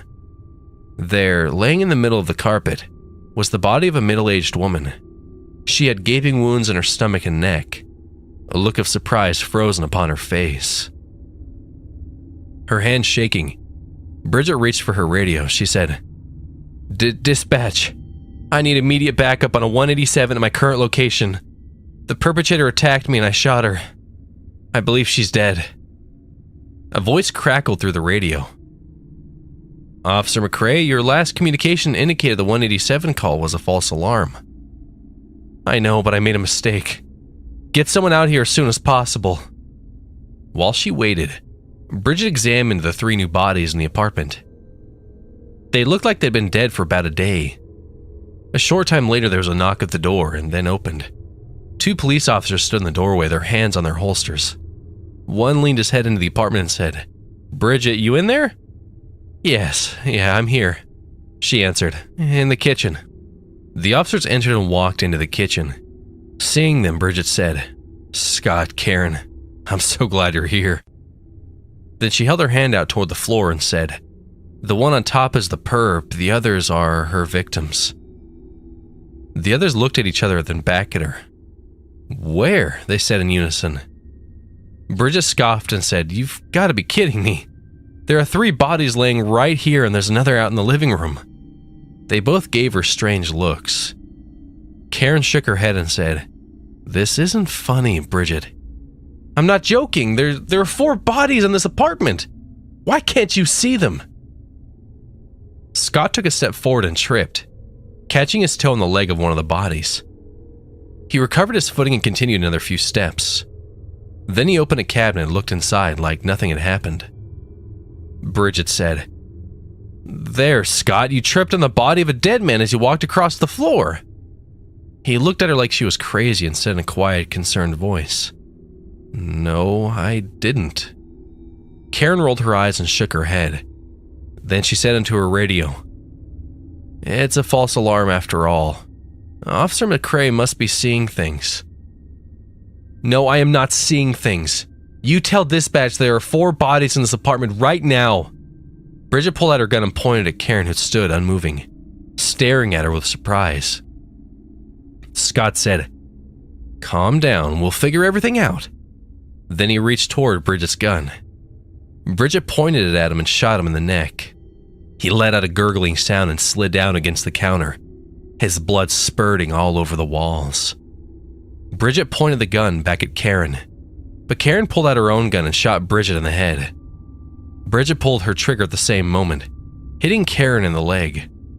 Karen collapsed in agony as Bridget fell to the floor, dead. Then Karen sat up against the kitchen doorframe and looked at her leg as blood sprayed out. She reached for her radio and said, Dispatch, send an ambulance.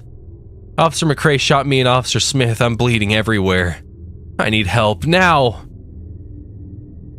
A voice crackled through the radio. It sounded muffled to Karen as she began losing consciousness. The last thing she saw was a pile of 3 bodies lying in the middle of the floor next to those of her colleagues.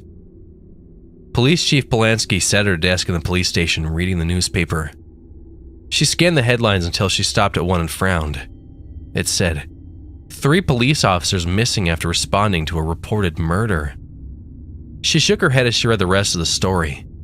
It said, Police officers Bridget McCrae, Karen Johnson, and Scott Smith are missing.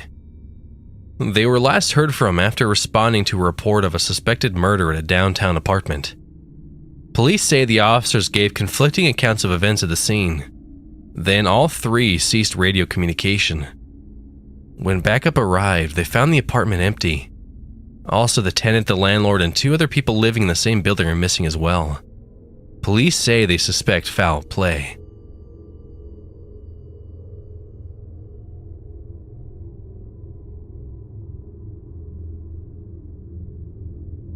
This one is called The Specimen, written by Old Bean Sprout. Dr. Agnes Ambleton, head of entomology at the Bradford Museum of Natural Science, had always had an infatuation with bugs. Even as a child, her desire to collect and study various insects from the garden was something her mother had always found rather unsettling. Creepy crawlers, her mother had called them. She would chastise young Agnes for keeping jars of crickets and pill bugs around the house, and for carrying spiders outside when the older woman tried to step on them. It simply wasn't natural, her mother had told her. But young Agnes understood insects in a way she never quite managed to understand people. Over the years, she had turned this fascination into a rather successful career. She had earned her doctorate and had been granted her own lab deep in the archives of the Bradford Museum. It wasn't much, but it was hers.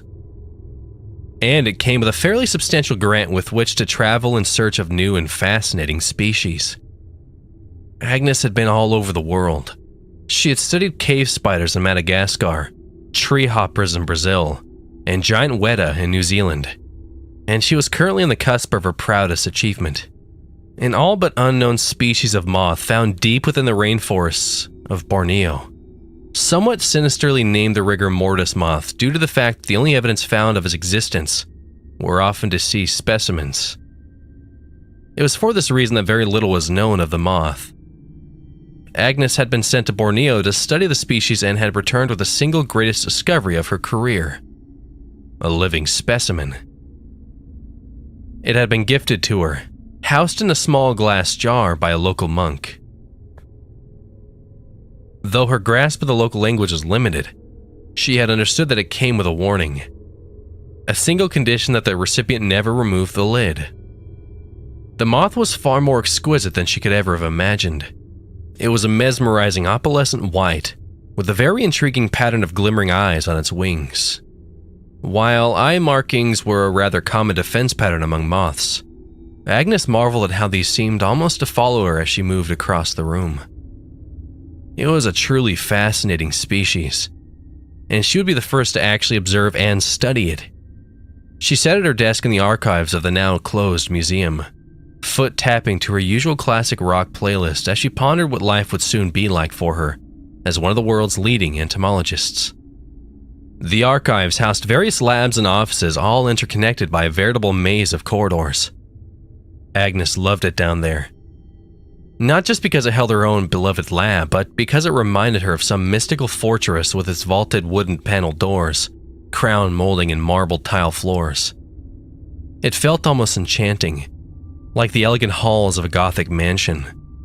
She had the building to herself tonight, and how she loved peaceful evenings alone in her lab. She had only just made it back to the States mere hours ago with her findings, but she simply could not wait another day to begin documenting this new insect.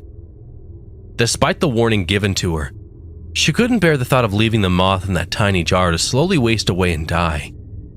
In fact, she had already prepared a small enclosure for her new specimen. It was an antique mahogany terrarium she had found in a dusty corner of the archive some time ago. She had cleaned it up and even scoured the museum grounds with her flashlight in search of some appropriate plants and flowers to place inside. She now stood over her completed project, beaming with pride. It looked like a tiny, ornate Victorian greenhouse. Perhaps a little impractical, but it was somehow fitting to house such an elegant and graceful insect. This is it. She leaned down to peer into the jar on her desk and smiled at the little moth. Your new home. She grasped the jar tightly and loosened the lid with a sharp twist, gently tilting the mouth of the container into the open terrarium door. She removed the lid from the jar and allowed the moth to flutter into the terrarium, where it perched atop a twig and adjusted its footing to watch her as she closed and sealed the glass-paneled door of its new prison. It gazed through the glass as if taking in the framed bug collections lining the walls of Agnes's lab and fluttered its wings anxiously. Agnes sank into her chair and rested her chin on her folded arms, gazing lovingly at her new pet. "Aren't you beautiful?" The moth shuddered a bit, flitting its wings. As it did so, Agnes noted a small cloud of glimmering dust drift from its body, dissipating into the air. Fascinating. She leaned in, pressing her nose to the glass pane of the terrarium door as she watched the small creature in wonder. She sucked in a deep breath and nearly choked on the overpowering stench of rot, wafting through the small terrarium vent. The strong smell made her eyes burn and water. She sneezed and immediately reached for a tissue, blowing her nose. When she looked back to the terrarium, the moth seemed to be watching her almost intently. She was wondering if the foul-smelling powder the moth had just released could be a possible defense mechanism to help ward off predators, and her heart fluttered at the opportunity to record her first observation of this new species. She rummaged frantically in a drawer for a pen with which to begin documenting the strange occurrence. Just as she began to scratch out a few notes to type into her laptop later, the lights went out, plunging the building into darkness. All of the equipment in the building hummed to a halt until the music playing on Agnes's smartphone was the only sound to be heard. "Damn it," she cried. "You have got to be kidding me." Of all the times for a power outage, she sighed and pulled her flashlight out of her bottom drawer, flicking it on to illuminate a small circle of her bug collection on the far wall. The occasional blackout was not uncommon in this part of the city, and she had a box of LED camping lanterns around here somewhere for just this reason. She slid her chair away from her desk and made her way to the cabinets at the far end of the lab. A small headache began to form at the back of her skull as she did so. If only she could remember which cabinet she had stuffed the lanterns into. As she rummaged through the lab, she thought she heard a sound out in the hallway. She paused, listening intently. A voice, perhaps? Had someone returned for a forgotten item in their office? She peeked out of her lab, aiming her flashlight down the dark corridor. "Hello?" she called. A soft tapping sound echoed down the hallway from somewhere in the archives. "Hello?" she called again. She left her lab and took a few steps down the corridor. Surely it was just an employee she had overlooked, startled from their office by the power outage. But she could not shake the feeling of unease that was beginning to bloom in her chest. Another quick sound in the darkness startled her into almost dropping her flashlight. She felt her heart skip in her chest as she whirled the light around madly, sending shadows dancing through the hall. Had that been a muffled cry she just heard? Certainly it was just her imagination. As she rounded a corner, a soft crunch underfoot drew her attention downward. She raised her shoe. Leaves? The tile floor was littered with them. She lifted her gaze and was stunned to find that the walls were cloaked in vines and roots from floor to ceiling, as if she were no longer in the winding corridors of the museum archives, but instead were exploring the jungle ruins of some ancient civilization. She blinked, her mouth agape. How could this be? Was she dreaming? Upbeat music drifted down the hallway from her open office door in eerie discordance with what she was seeing. Beneath the music, she heard a soft tapping somewhere further down the corridor. "Hello?" she mouthed silently into the darkness, scarcely aware of the fact that she had not actually spoken the word. Her pulse thundered wildly in her ears, and she had the distinct feeling that anything could sneak up behind her and she would not even hear it over the sound of her pounding heart. She spun frantically in the darkness and screamed as her flashlight fell momentarily upon a hunched silhouette as it darted around a corner up ahead. She stood frozen, the beam of her flashlight pinned on the corner where the figure had disappeared. She pulled in her breath in short gasps as she desperately tried to hear over the sound of her pulse in her ears. As she watched, an eye peered around the corner approximately 2 feet up from the floor. She could not see enough of the face to determine what she was looking at, but there were live specimens enclosed in multiple labs throughout the archives. Perhaps an animal had gotten out. Agnes raised the flashlight, hoping to illuminate whatever it was. As the light fell across the squirming shape, it seemed to shrink away. Whatever it was emitted a sharp clacking sound, like dry sticks being slapped together in fast succession. Agnes shivered as the noise intensified, echoing off the surrounding walls, shrill and piercing in the stillness of the empty archives. It had to be a loose specimen from one of the biology labs. But what on earth was it? She inched cautiously forward, her movement causing the creature to duck back out of sight. As she leaned around the corner, the shrill rattling ceased abruptly and a pale shape launched itself at her with a frenzied shriek. She caught a glimpse of fangs and claws and scrambled back around the corner, taking off down the hallway. As she ran towards what would have been the stairway leading to the main entrance of the museum, the terrain became more and more unrecognizable. The familiar oak molding and marble floors of the museum archives gave way to dirt and stone, punctuated by the towering trunks and gnarled roots of massive trees, cloaked in vines. She could hear the footfalls of the strange creature behind her as she ran blindly, slapping vines and cobwebs out of her way. "This can't be real! This can't be real!" she cried breathlessly to herself as she fled. Ahead she saw a break in the trees, a clearing. Her panicked brain told her to run for it, so she did. She could tell that she had just put some distance between herself and her pursuer, but she did not dare glance over her shoulder to see how much. She knew that without obstacles she could gain speed. She simply had to make it to the clearing ahead. She broke through the tree line and immediately her heart fell. It was not a clearing at all. It was a cliff. She skidded desperately to a halt at the edge of the yawning cavern. Panting heavily, she craned her head to look over the edge. It was a sheer 100-foot drop into a raging river pocked with rocks and debris. Oh no, no, no, no! She spun around. She could hear the creature tearing through the brush, rapidly catching up to her. This must be a dream. It had to be a dream. She glanced over the edge once more at the rushing water far below. If this was a dream, there was only one way out. She had to startle herself awake, she rationalized. Through the tree line, she could see the dark shape of the creature barreling towards her, whipping the underbrush as it made a beeline for its prey. Only one way out, she told herself. And as the creature broke free of the bushes, she took in a deep breath and stepped back off the ledge. She felt her toes leave the edge, and in that instant of frozen weightlessness, she saw not a cliff amongst jungle, but the moonlit roof of the Bradford Museum of Natural Science. She managed only a small cry of surprise, the last sound that would escape her lips before the wind sucked the breath from her lungs as she plunged down into the darkness. Her body was discovered on the steps of the museum by a passerby the next morning, twisted and broken, her face still bearing the look of shock and bewilderment that betrayed her last emotions as she died. The museum remained closed in the following days, pending the investigation, but in the end, it was determined to be a suicide. Those who knew her could not imagine why she would do such a thing.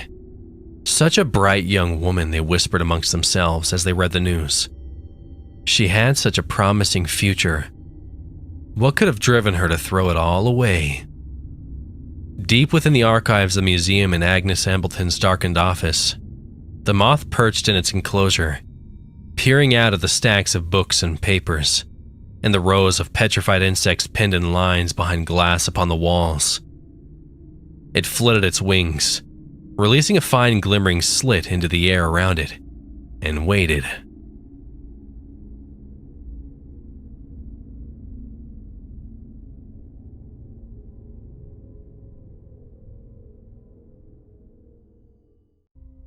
You've become lost.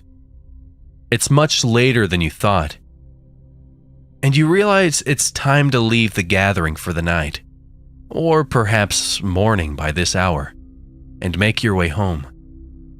Like so many of us, and enjoying the festivities of the odd celebratory evening, you've become caught up in conversation with dearly missed and long unseen friends for far longer than you had planned. Perhaps thanks to one too many beverages, and stayed far past the hour you'd intended. After a round of cheerful goodbyes and well wishes, you don your favorite coat and hat, and you depart the home and hearth and warm tidings of good friends, out into the cold and dark night on your journey home. A friend had driven you to the get-together, as it was in a part of town where you have never been before. In a catching up and sharing stories on the ride over, you hadn't paid attention to the route your friend took, as can happen when you're excited and in areas unfamiliar, and your mind drifts from one focus and conversation to another. This was no issue, though, as your friend, departing early, had assured you a half dozen times that you could easily walk back to your neighborhood, should you care to stay late. You had pulled out your phone and briefly scanned the route back home. A long but manageable walk, you thought, and you sent your friend off on the way with a warm farewell. But now, as you make your way in the direction you believe is homeward in this late hour, you feel less optimistic about your decision. But it was what you chose, and you had a wonderful evening. So you try to make the best of the walk. You produce your phone from your pocket to verify that you are going in the proper direction, and you notice that your phone's battery is at less than a quarter capacity. You hadn't changed it in hours, after all.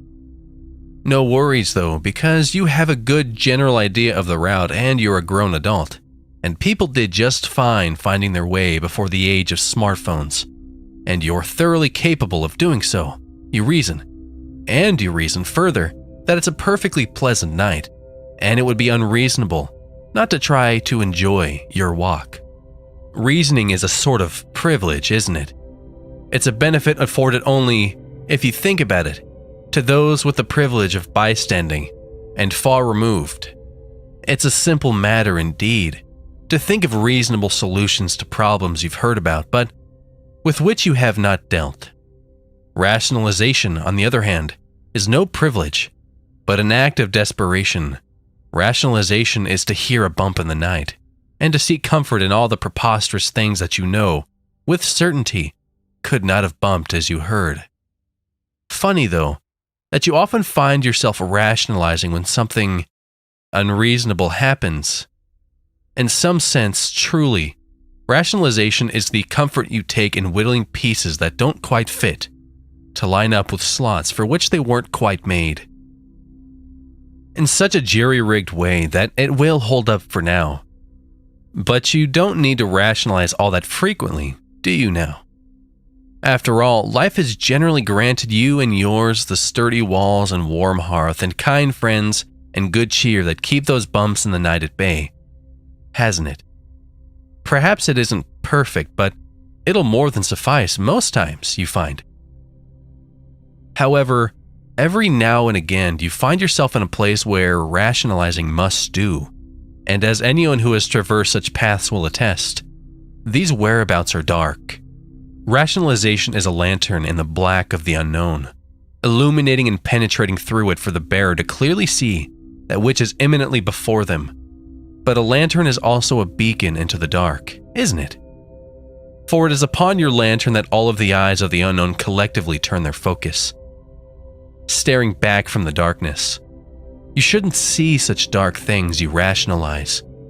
No need to help the dark path unnerve you any more than it already does. You glance around and, in favor of situational awareness, and notice the form of a little dog strolling along casually and carefree. Off in the distance behind you, he seems to be headed in the same direction as you, and you find some repose in his quasi-company. He's far enough behind you that you can't make out any specifics of his appearance, nor can you attain whether he's noticed you. But the bounce of his walk appears playful, so you don't pay him much thought. You turn your attention dutifully back to the path ahead, with pep in your step, and allow the still-fitting buzz of ample drink and great conversations from the evening to wash over you. The night air is crisp, and the ambient hums of insects and distant traffic fills your ears. As you allow your mind to stroll and wander, a sudden commotion in the bushes off to your side startles you, pulling your thoughts away from some sunny, indistinct daydream and back, acutely and vividly, to the dark and unfamiliar pathway in which you walk. You pivot towards the sound, halting in your tracks, and after an unsatisfying few moments of silence as you wait to be snatched, you exhale a sigh of uneasy relief. Probably some small, scampering creature of the night, you rationalize, more afraid of you than you of it. And you resume walking, your stride having quickened, of course.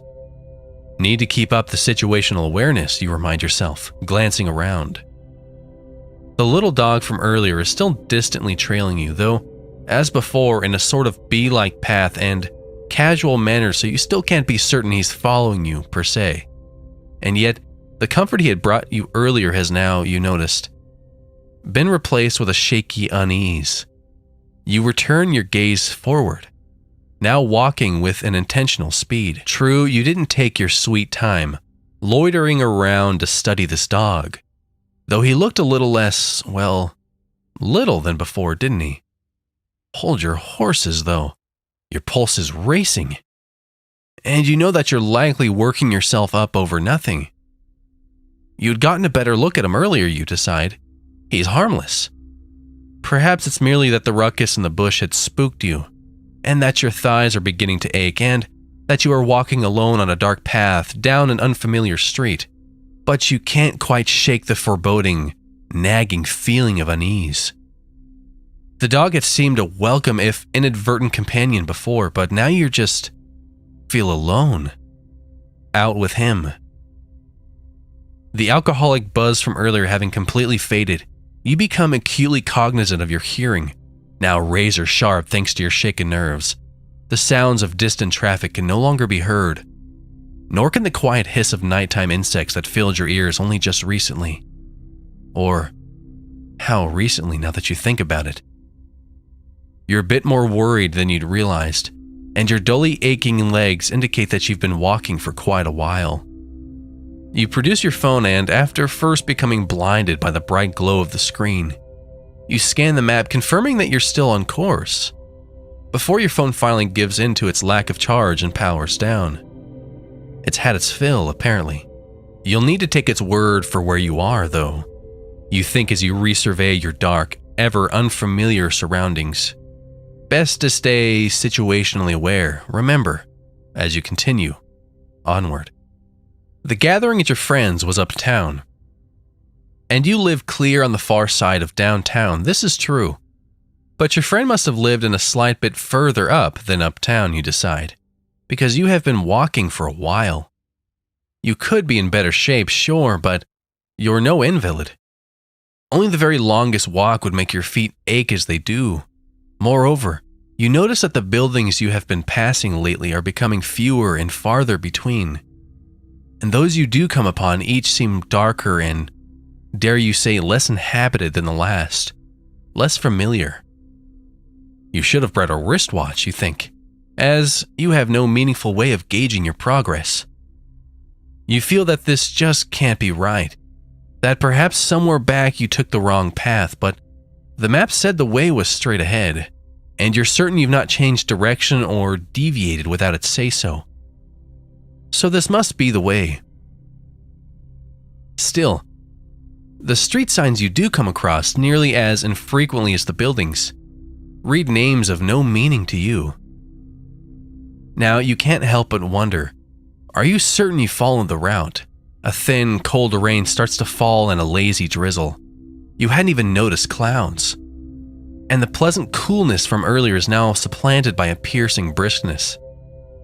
Walking on, you realize that, though the air of ominous unfamiliarity grows as the blackness yawns, circumscribing you, you cannot turn back, for you do not remember the way. Up ahead just a bit, under a tall, ragged tree, you notice a relatively inviting flat, dry rock and decide to rest for a few moments, if only to let your feet catch up to you. and you appraise your surroundings. There are no structures in sight, only gnarled trees of claws, with their shadows playing tricks to give them the appearance of having faces, skull-like maws, locked in a scream, perhaps in warning. The rain continues, in an intermittent drizzle so light and faint it is silent. You sigh, and the tiny whisper you produce is piercingly loud by relief, startling you slightly and rendering you painfully aware that you were surrounded by silence and darkness, a stranger in a strange land, and without a familiar or hospitable sight since you can remember. No, you reckon there's no more point in denying it to yourself, in prolonging an inevitable realization, because there's no escaping it. You've become lost. A faint pit-pat off in the distance rests you from your momentary uneasy daze. Though the source is hard to pinpoint, you're fairly sure it seems to be approaching. The dog from earlier? Whatever it is, you feel a pit form in your stomach, as the fine hairs on the nape of your neck begin to prickle on end. Movement from your periphery steals your vision off the path, out into the dark past the tree line, toward its source.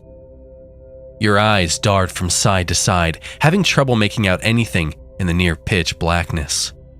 But you swear you can see the outline of a dog-like shape. You still can't quite make out the details, but as you strain, staring off into the night, you begin to have the sinking realization that he is no small dog. Is that even the same dog? It can't be, you feel, but then again, you never did get a good look at him before. No matter, you decide, it feels wrong. You hastily stand and resume walking, now with haste. What else can you do? Careful now, you realize. You don't want to run. You must keep your wits about you, and resist everything in you telling you to run. To where would you run? Nothing's chasing you until you break and run, until you scamper, you rationalize. Nothing's chasing you until you make it real by running away. Nothing is chasing you. You're now almost certain you're going the wrong way. There has been nothing but unbroken woods for what you feel has been miles, and you wish desperately to turn back and return to where there were at least buildings, no matter how dark, at least street signs, no matter how unfamiliar. But you know that you can't turn back. No, that ship has sailed, because you still hear it off in the woods behind you. Even as you try to ignore it, that pit-pat of something that you want nothing less than to meet. When you slow down, the pit-pat keeps pace and draws closer, so you speed up. When you pick up speed, rushing as quickly as you can muster until you are forced to slow and catch your breath, it catches up, pit-patting with a stubborn deliberation that makes it all the more disturbing. You try to keep a consistent pace, but your unease grows. The pit-patting somewhere just beyond the trees is the only thing you hear besides your own breath, and your ever more hectic steps, it seems to be growing. Not approaching necessarily, but what had sounded like a dog-sized pit-pat earlier now sounds bear-sized or larger. You can't be sure, as you've been straining so very hard to listen out into the cavernous darkness, that your ears are beginning to deceive you. So may be your mind. No, you resolve, grasping for some meager agency. Something is following you, and it's no dog. But no, you declare, no further. Where are you even going at this point? You're lost. L-O-S-T. And you're just becoming more lost with each step. You don't even know what's chasing you, but you do know that if you turn around and backtrack long enough, you will return to some sort of civilization. You know this. It's certain. So you turn back. And why keep saying chasing, you wonder? No, you rationalize. You have no concrete evidence that you're being chased, or even followed for that matter. So you were not. Besides, you haven't heard the pit-patting for a little while now. Perhaps you were just letting your wits get ahead of you. With newfound confidence and a fresh, promising plan, You quicken your stride. You cover miles with much more ease than when you first came this way, fueled by the hope that your ordeal is soon to be over. Upon arrival at the first building, any building, no matter how dark and unfamiliar looking, you decide that you'll knock loudly and boomingly on the door, like you've never knocked before, and you'll continue until you find some soul, anybody. They'll likely be angry at first, having been woken up at this hour, you acknowledge. But surely, once you explain things, they'll be eager to help. All you really need is a phone, after all. But where are these buildings and dark houses? Certainly you should have found one by now. Without intent at first, you begin to jog, desperate to break out from these woods, and to see signs of others, of anyone in the world. You bolt, sprinting until you were forced to slow back to a walk, gasping, still with no buildings to be seen. No, in fact, you notice that the path seems to be narrowing, now no wider than an arm's length across. This is impossible, you realize. This is the way you came. There have been no intersections since you could remember, so you must be going back the proper way. Your hopes are dashed when the trail finally becomes so narrow that it ends, with a single, defiant tree standing in the would-be center. There's nowhere to go, and you sit down on the wet ground, unsure what to do next. The pitter-patter is back and drawing nearer. Coming from behind, you turn around. Just as you begin to make out a silhouette just beyond the tree line, approaching you from the woods, it breaks into a run, darting straight for you. You had become lost, but it has found you again. Your dear friends will again gather in warm quarters, and they will once again share drink and good cheer and home and hearth, and they will talk of missing you as they reminisce, sharing cherished stories of your times together. They will express mutual, exasperated confusion and frustration over your perplexing disappearance, and lament about how they only just recently saw you, or so it seems. Perhaps they'll ponder your fate and speculate as to what ghostly, ghastly end befell you. Perhaps they'll even wonder if you just faded away. After all, they'll agree your walk home that night was a bit long, sure, but manageable. And so your friends will laugh and cheer and joke and have a few too many drinks and stay laughing and celebrating far past the hour that they'd intended. And following a few jolly goodbyes, heartfelt wishes, and politely declined offers for a ride home, a few of them will don their favorite coats and hats, and they will depart the home and hearth and warm tidings of good friends, out into the cold and dark night, on a journey home. And a few of those who do will become lost.